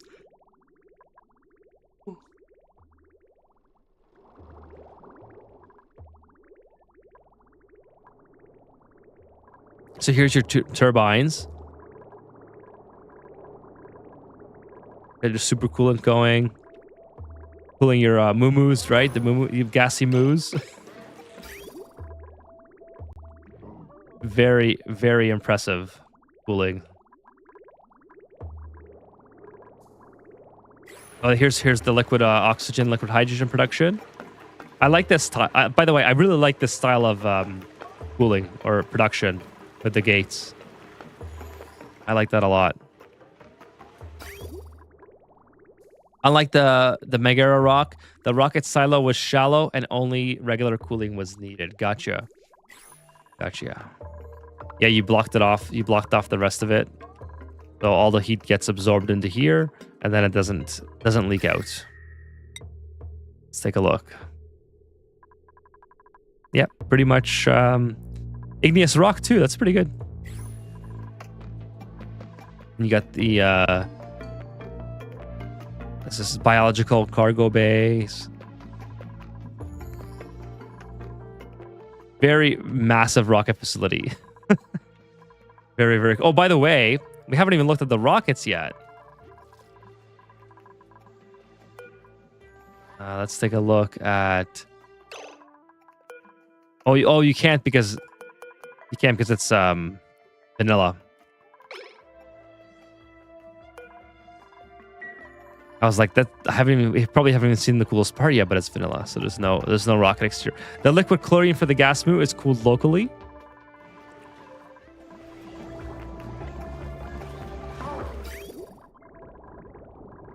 So you got your cool chlorine coming in from here into the. That's really cool. I still have yet to ranch these guys. All achievements done, and I think that all asteroids visited.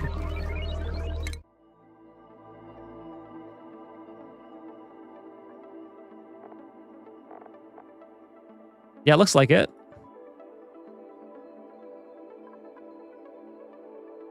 Very, very cool. All right, so I think we'll move on to the last one. That is a very impressive asteroid, Alex. Very impressive piping configuration and yeah, very, very clean asteroid. Very clean asteroid. I'm mostly impressed by the fact that you have done all this work and you still haven't dug out, not that you need to, right? But that you haven't dug out all of this. Like that's an insane amount of it probably helps to actually, since I mentioned it, it does actually seem like it helps the frame rate a lot because you don't have so much gases floating around as I do in my base. So it probably helps mitigate a lot of the frame rate issues that I would have at a colony at this size. The minimum of the chlorine runs on a precise timer. So let's go take a look. So it runs on a very small amount, 10-second duration out of 600 seconds. Yeah, this is great. Joseph says, nice asteroid, mate. Yeah, this is really, really cool. Frame rate and file game size. Yeah, the frame rate's amazing. Frame rate is amazing on this. Let's see the last asteroid of the night. Just before I get really, really tired. Thank you, Alex, for sending that one in. Let's take a look at this one. This one needs the other asteroid or other game mode loaded. So let's go back to the main menu. The timer is just to feed the gas grass. Oh, gotcha. So you only use the exact amount. Thanks for showing you are very welcome. Thank you for sending in a different one. For some reason, like I said, just going back to what I talked about earlier, for some reason I thought that the asteroid that you sent in, the email that I replied to, was a new email for some reason.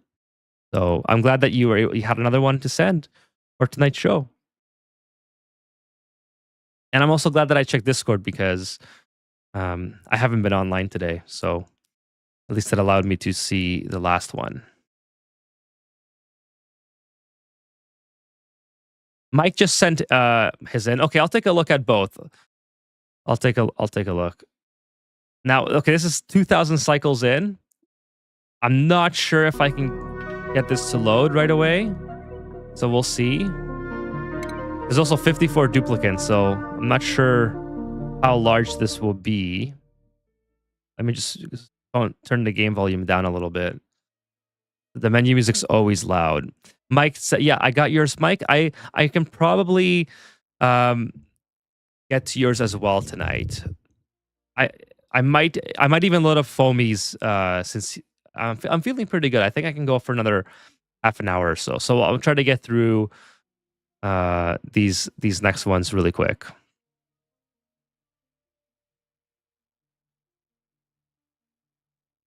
Yeah, as soon as I saw the cycle, I think you'll be we'll be able to get to yours. And then I'll load up Foamy's gas piping.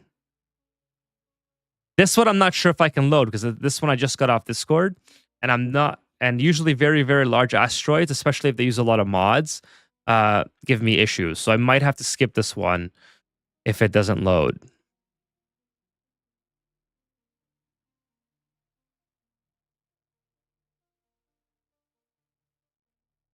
Like one of the things that I do with Discord is like I have a lot of my.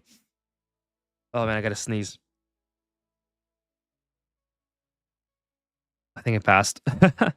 One of the things that I do is I offload a lot of my work, especially to my work colleagues, onto a separate Discord, so I don't use my YouTube persona on the work Discord. So I'm often not logged into the YouTube Discord, and sometimes I'll get an email saying, oh, I missed the message or whatever, and I'm already like a day late to it. So if you ever see me not respond in Discord, it's usually because I'm just not logged into the account. And I keep the work and the gaming separate, right? So um, I always just forget to log into the gaming one when I'm at home. I usually log in on the day of the stream, on like today's stream, Wednesdays and Sundays. But today was very hectic. I didn't have an opportunity. So we'll see. This might crash. Like I said, let's keep our expectations tempered here. This is a very large asteroid. If it does crash, I'm not going to keep retrying it tonight. I'm just going to we'll go look at mics and then foamies. It's all good. Thank you for being so chill. You're welcome. Try to be chill whenever I can.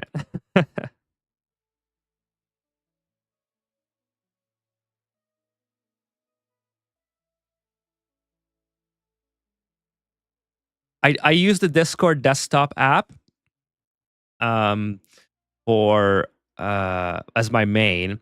You're right. I could probably use the browser. It's a like Discord. Luckily, makes it super easy to switch. All you have to do is click on your username. You can add another account and you can switch over really quick. So it would almost take the same amount of clicks to open it on the browser.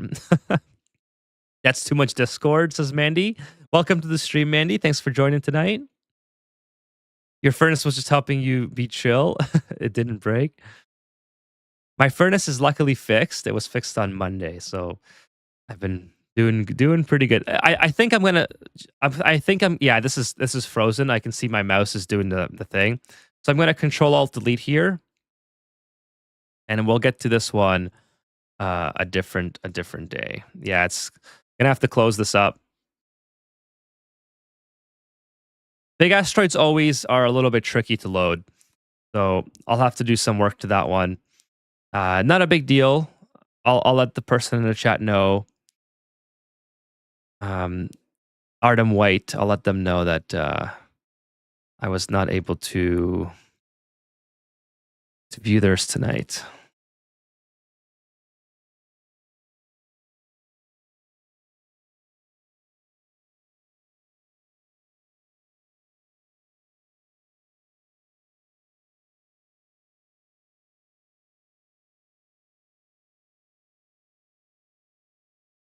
I'm proud I was able to copy your Hydra. Hell yeah, that's awesome. Yeah, let's take a look. We'll do that. We'll do those two, Mike and then Foamy. Foamies is quick because I already viewed Foamies before. I just have to go and view the hold on a second here.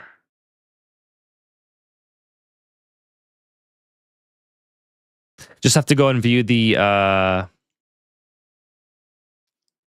what's it called?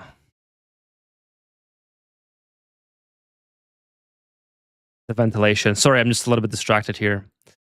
I think I got to reload to get mics going.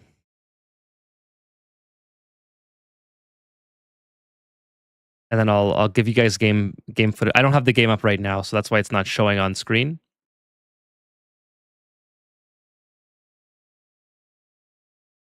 David says, one of my friends who is new to Arnie showed me your YouTube and Twitch. I was quite surprised you don't have more viewers. You seem fun and very nice from all I've seen. Thank you, David. Appreciate it. It might be just the fact that Arnie's not really trendy right now, so everyone's just not into it at the moment, but that's okay.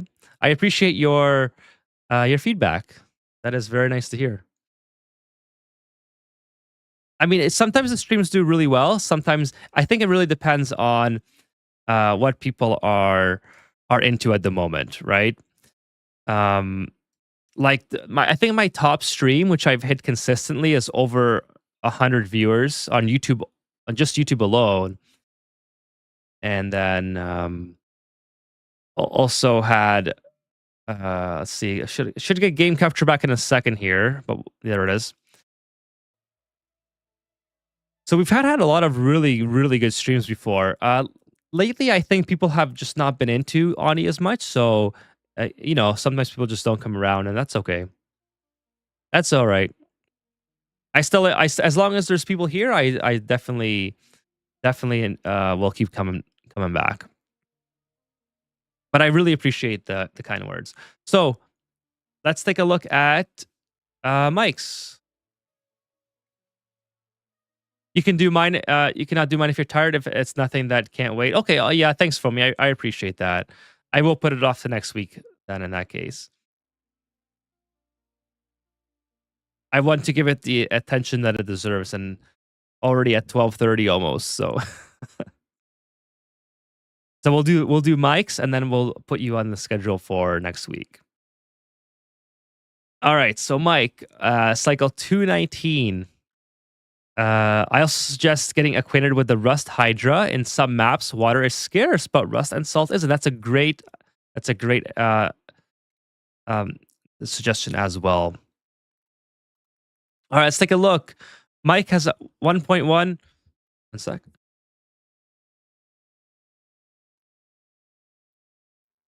Mike has 1.1. By the way, sorry for the mouth sound there. Million calories. 500,000 of that is barbecue, which is really, really good. The rest is mostly pickled meal. So you're oh wow. Yeah, there's the Hydra. Great job on the Hydra. Holy smokes. That is awesome. And you have the individual toggles so you can turn them off and on. That is very, very good. That is this will carry you for the entire game. So congratulations on getting that up. Now that you've done it once, you're basically good for the rest of the playthrough, right? And you can the best thing is, not sure if you're using this mod mic, but if you use the blueprint, just take a blueprint of it, and then you can easily build it the next time.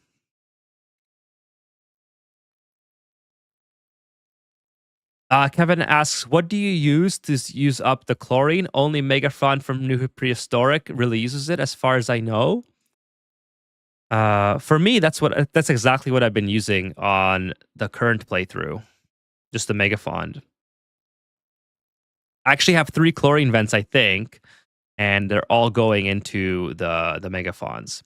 Mike says I haven't figured out mods yet. So modding on Oni is so easy, Mike.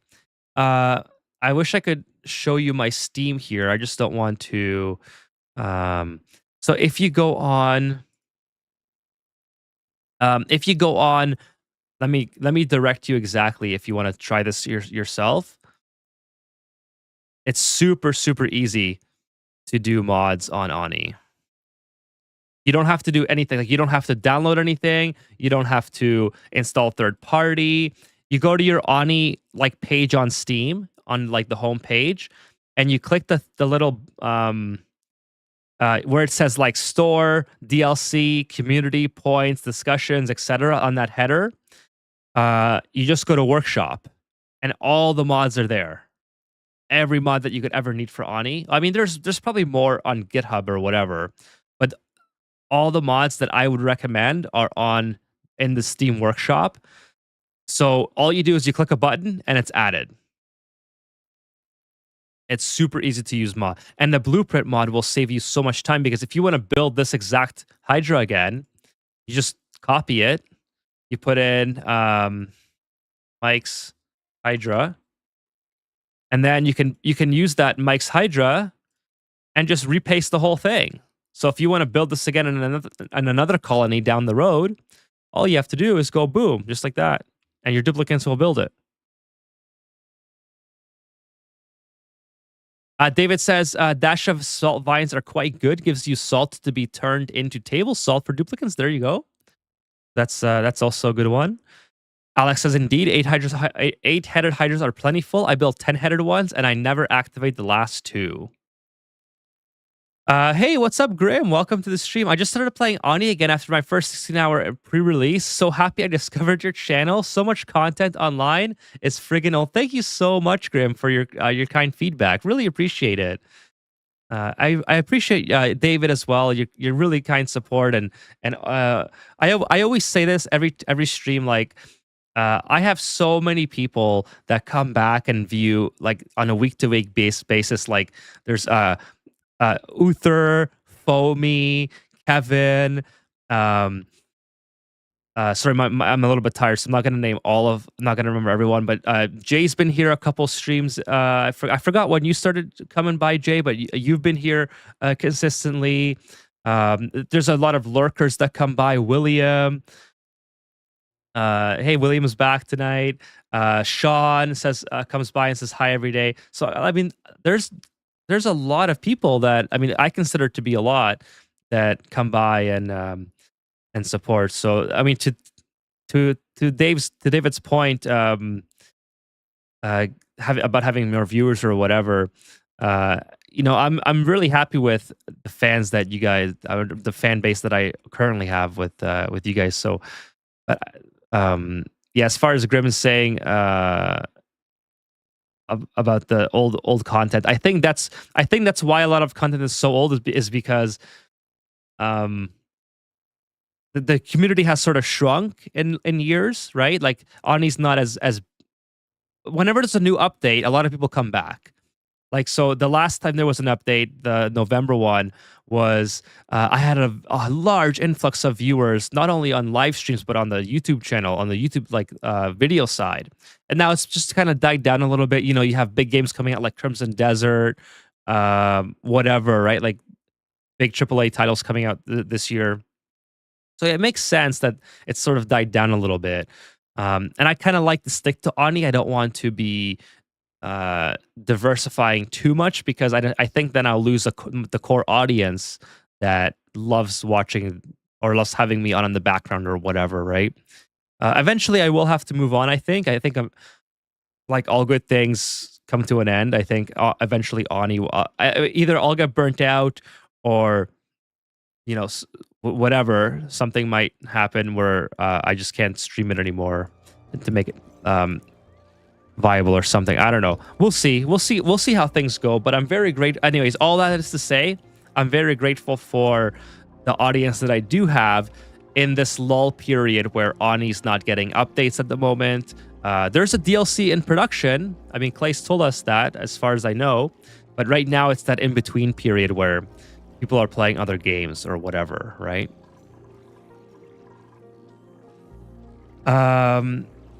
See here. Back, have you showed my rocket for the achievement? No, this is the last asteroid that we're doing tonight, William. I am super duper tired.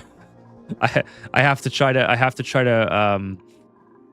I'm skipping Foamy's tonight as well. So Foamy has said it's okay if I do his next week, so I'm very appreciative of that. But let's see. Let me give my opinions on this, and then I'll catch up with the chat. Actually, a lot of the chat is directed towards Mike anyway. I think.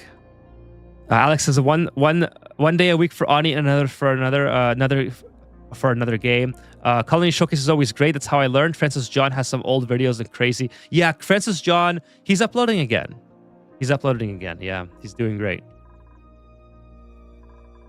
But yeah, old videos are not necessarily bad, right? It's just some people like to see the newer videos just in case I don't know. I always like seeing new videos as well, even if they're the same concepts that you're seeing. I always think that, okay, new videos, at least they're guaranteed to be like relevant to how the game is today, versus if you watch an old video, there might be changes that are no longer relevant, even though Francis John's videos, most of them are still relevant, right? It's just I understand the sentiment. Anyways, let me see. So first things first, yeah, the Hydra, excellent start. You got hydrogen, you got oxygen. You're basically good for power and oxygen for your entire game. You're doing, especially for you can turn them off and on at will. That's really good. Really good. Food is doing excellent as well. So you have your barbecue. So you have your hatch ranches here, I assume. Yeah, you got your hatch ranches here. Yeah, you got 500 calories of barbecues, 1.1 million in total. So it's excellent. Let's see, you got plastic.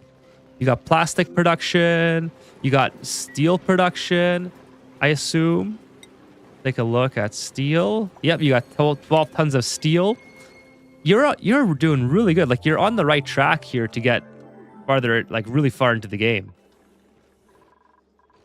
Okay, I got a question in chat here.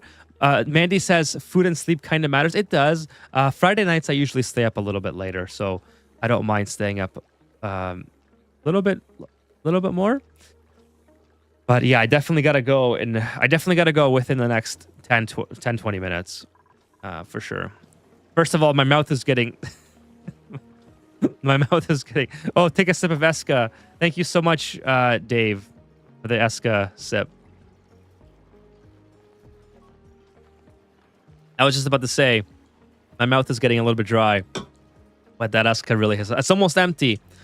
I'm almost when I run out of Eska, that's the end of the stream. So Solidary says, sorry, what's this Hydra you keep talking about? A Hydra is a name of this electrolyzer setup that makes it so that the electrolyzers never stop running. So the idea is that you put two different types of liquid on top of the electrolyzer and you enclose it in a tiny box. And then this allows you to continuously, like this electrolyzer runs at 100% at all times.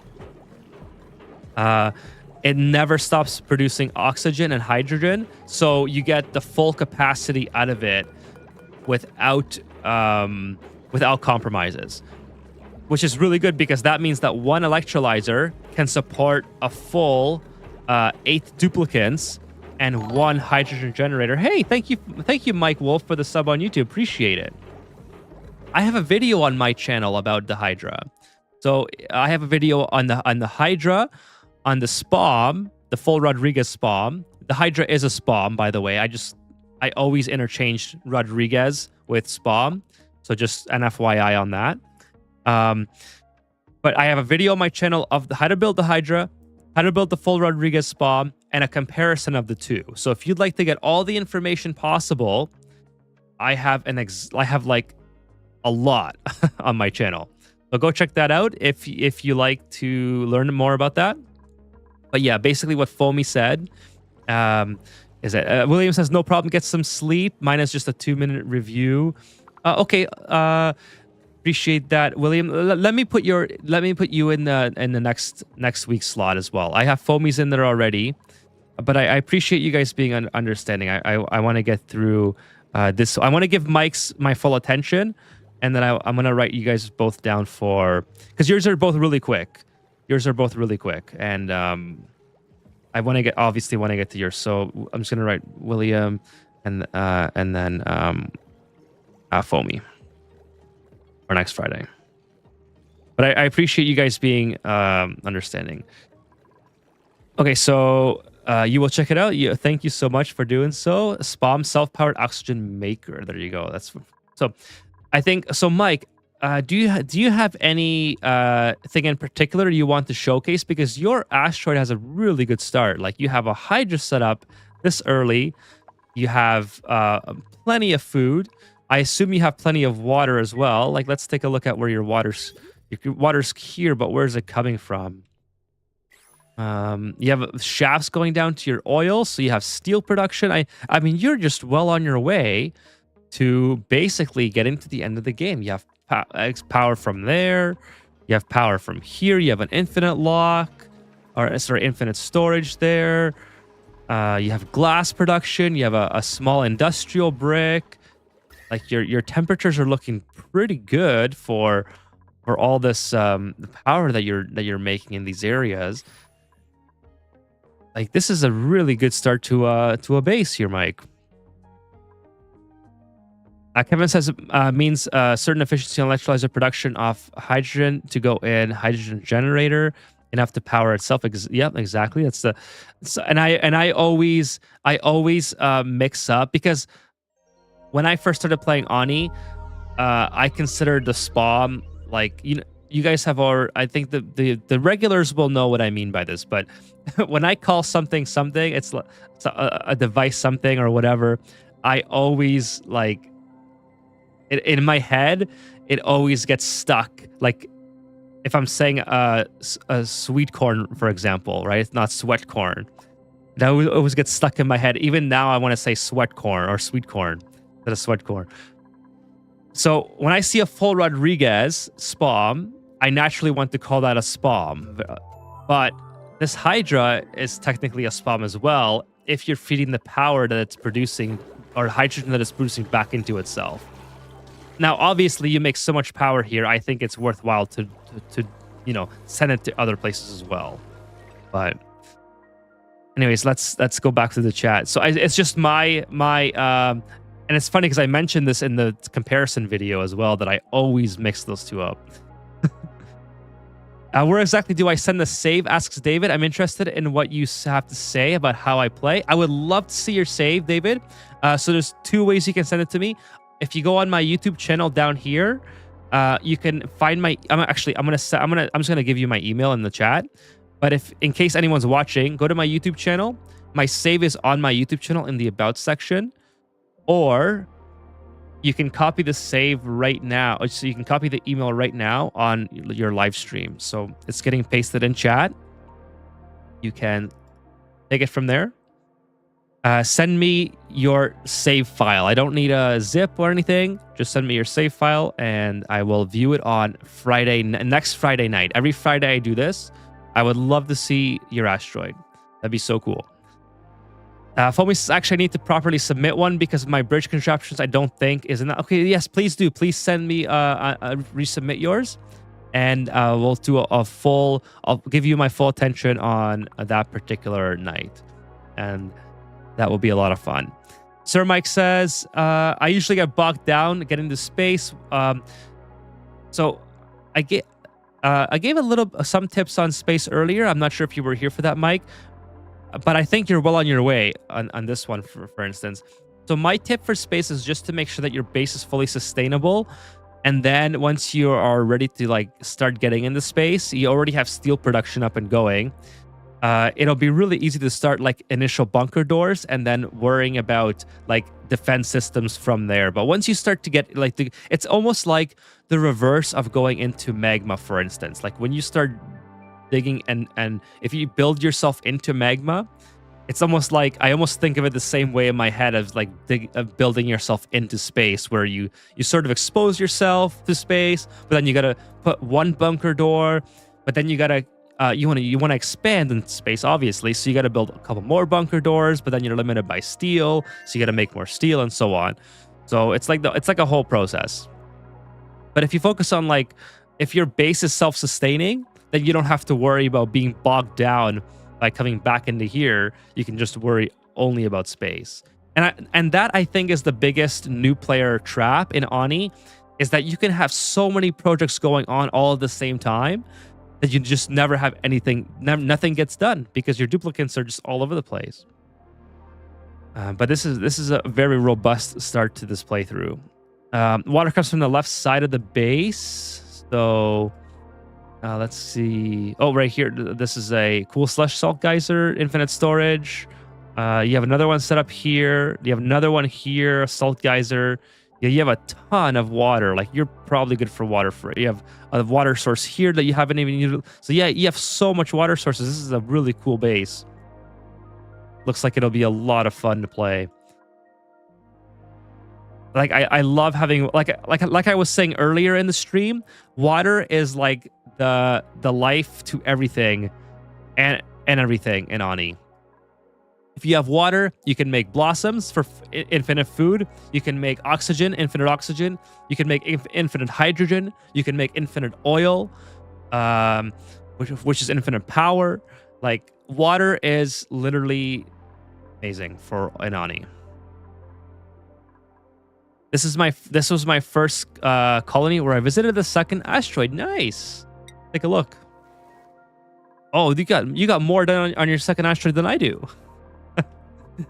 That's a great start. Oh, you got your iron production. Nice, very nice.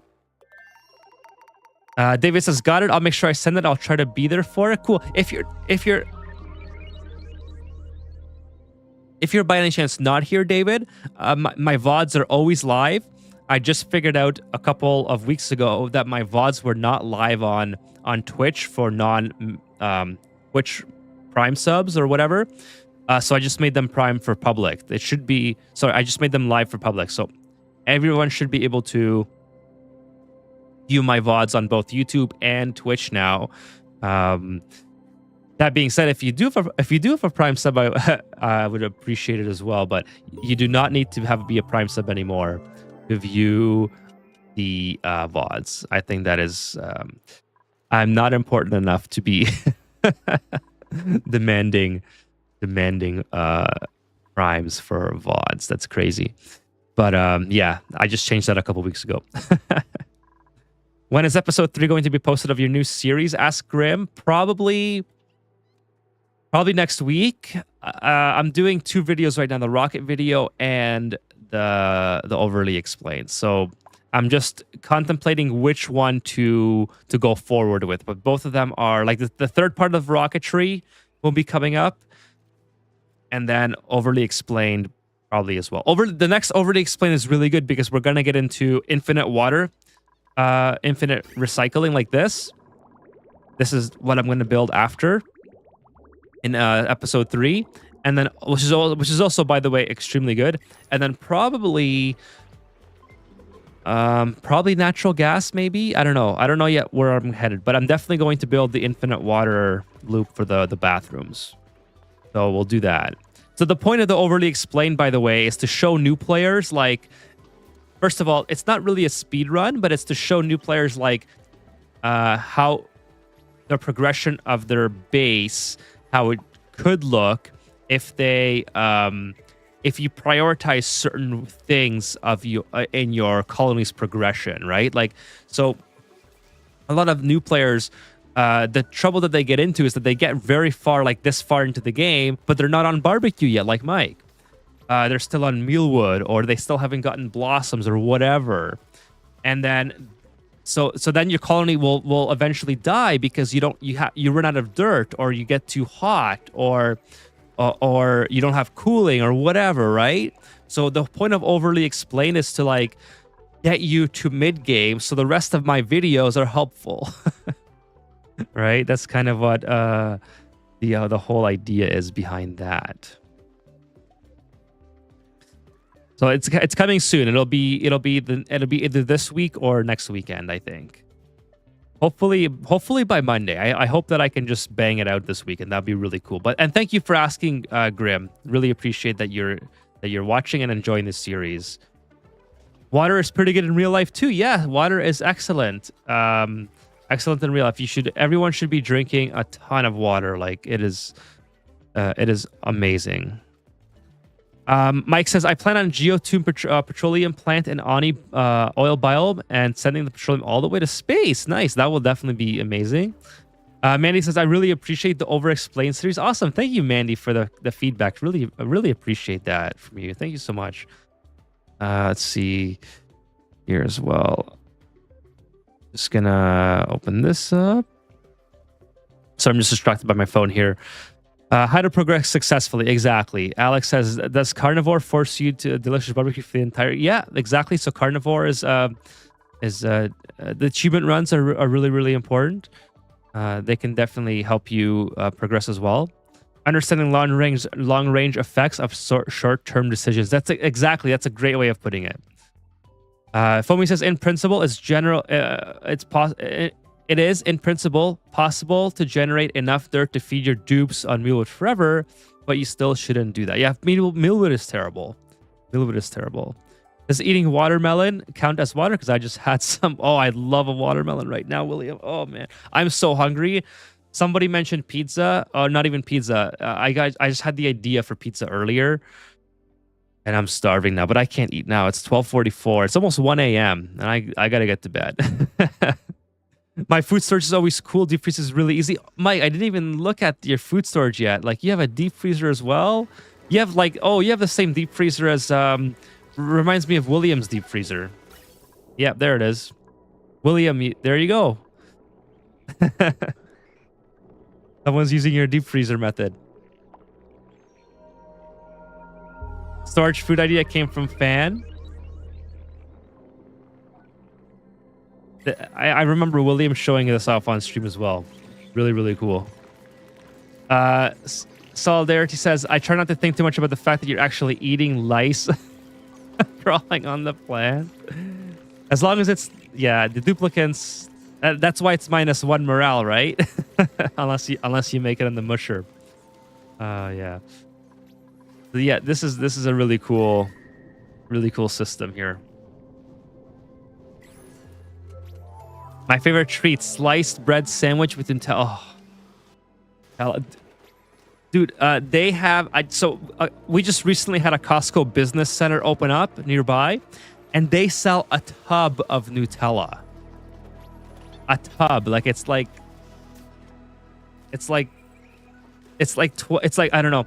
I don't want to over exaggerate, so it's like 8 inches by a circumference of 12 inches. Let's say circumference or diameter. I forgot. It's like I don't know. Here's my phone. My phone's 6 inches. It's like double that. It's like almost double that. So I don't know. It's huge. It's a friggin' tub of Nutella, and I'm like, no, there's no way. There's no way if I buy that, because I'm gonna start spoon eating that. I cannot buy that tub of Nutella. That is insane. But Nutella on one side and cream cheese on the other. Oh, that sounds delicious. That sounds delicious. Central Corridor is my park. Sorry, Mike. I'm getting distracted. Oh, you even have the Central. That's awesome. Great job, Mike. Great job. That looks awesome. +6 morale. That's huge. Huge. 3 kilograms. Oh, yeah, it's too much. It's amazing, but it's too much. So basically, Bachelor Wasteland. Yes. Yes, it's the Wasteland destroying for sure. Oh, it's for sure. I ship my lead from the oil biome to my central storage. Nice. Very nice shipping network. Very, very nice shipping network. Yeah, I'm sorry for getting distracted, Mike. I'm just super sleepy, and to be honest, like, you have so much cool, like, your Asteroid is so good that there's not a lot of feedback I can give you. Like, you're just telling me the cool stuff to show you, the cool stuff to show off, just because you're well on your way to just to getting into space and to beating this playthrough for sure. Like, you're doing really good. And there's a lot of really cool stuff happening as well, like the shipping from here. You got some power for this I assume, or is this like extra? Yeah, this is for the shipping. You got things are really coming together here. Hey, Julian, what's going on? Is this the famous super duper Goonland wetland? Oh my god, Julia. This is not the super famous. This is not the super duper Goonland. This or the wetland. This is a viewer asteroid. So Friday night is viewer asteroid night, where you guys get to submit your asteroid to me, and I show it off. I show off whatever cool thing you want me to show, or I critique or give advice or give tips if you're a new player. So a whole bunch of cool stuff. We get to I do a lot of talking, so my mouth gets really tired. So it's near the end of the stream now. Like, I really have to go to bed here soon. But Mike is still showing off some stuff here. Autocorrect did me. Yeah. Autocorrect did you dirty. Autocorrect did you dirty there. Before the Hydra, I used the pump just left of my Atmos suits. So it's the left of the Atmos suits. Oh, you get another storage in progress here. Nice. So the pump is where is the pump? There's a pump here. Oh, probably here. On a stream from someone who makes useful guides. Thank you, Barbosa, for coming by, and thank you for the kind feedback. Guys, if you're on YouTube, please hit the like button. That would help out tremendously. I'm just about to end the stream here. Gas pump, oxygen pump. And if you're on Twitch, hit the follow if you're not followed. I would appreciate that a lot as well. And check out Fridays, Sundays, and Wednesdays I'm streaming. So you can check me out for more Oni content on YouTube as well. I make lots of videos.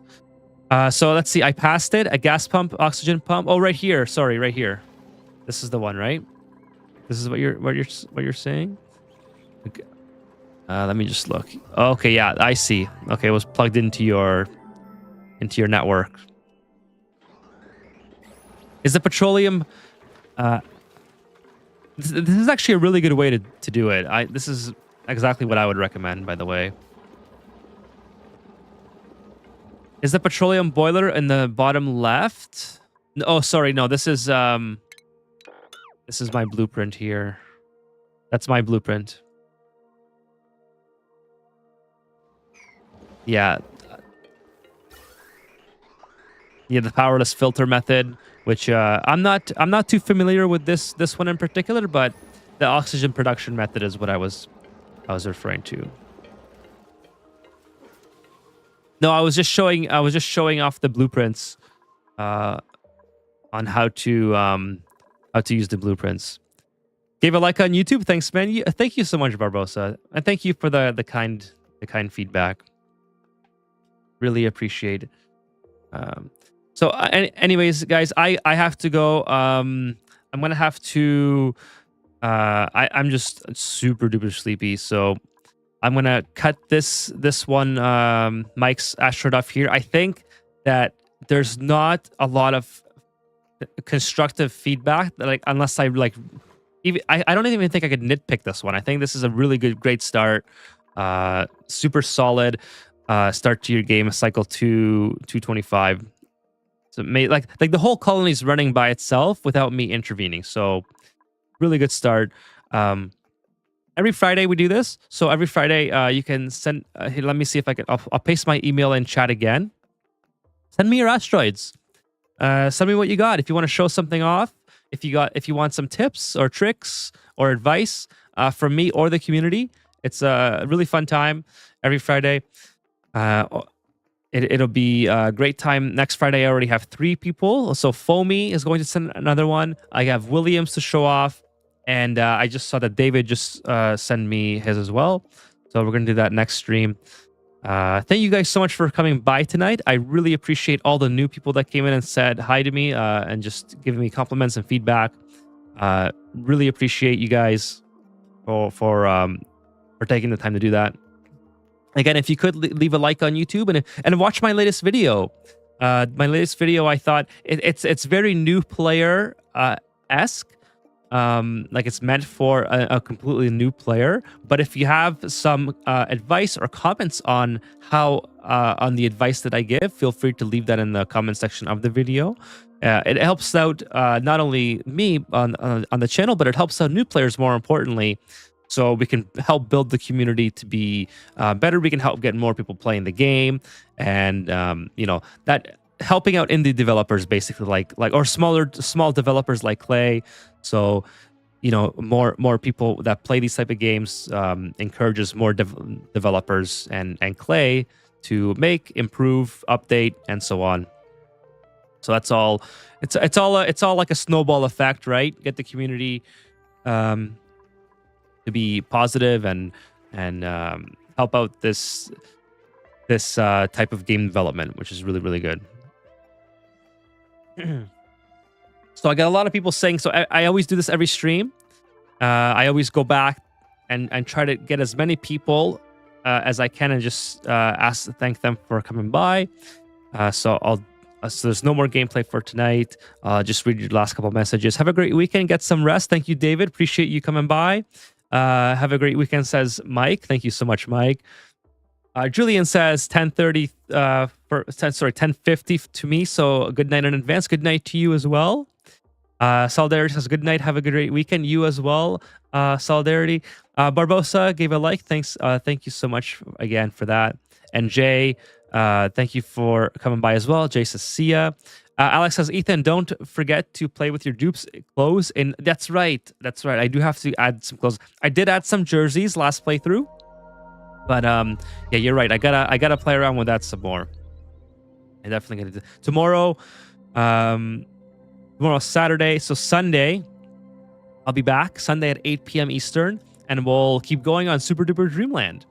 And that'll be a lot of fun as well. We have the big rocket set up now, so just while I'm talking here and talking with you guys in the chat, and just in case you are new to the stream. Sorry, Super Duper Wetland. I'm sorry. Wetland. We have the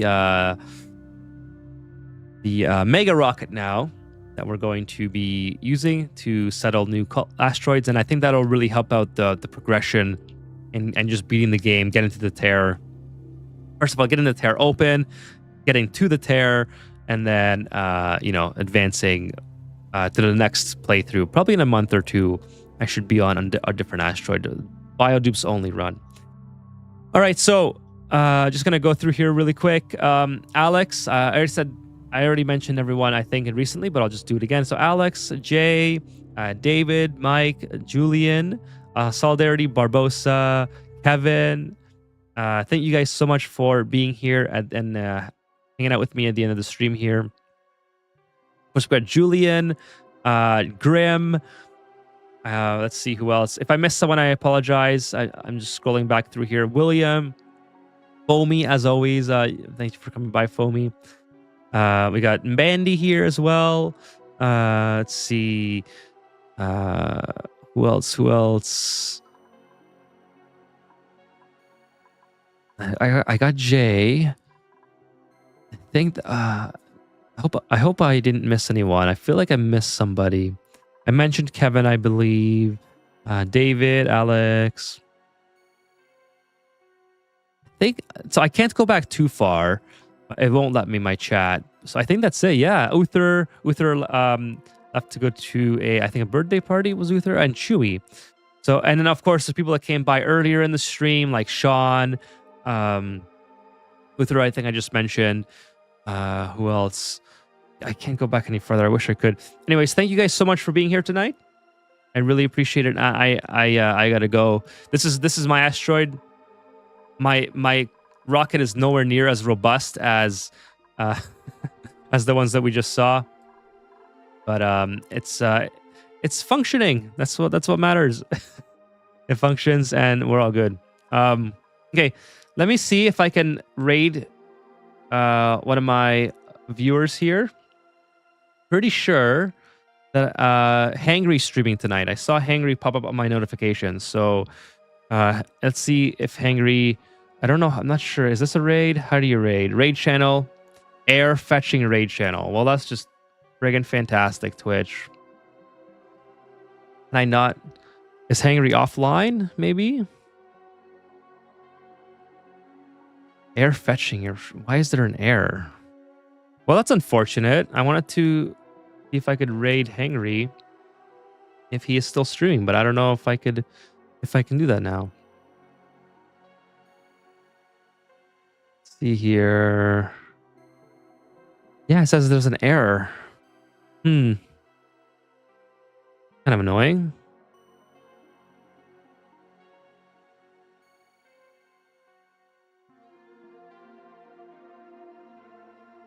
Explore raid browser. Let's see. Search Hangry.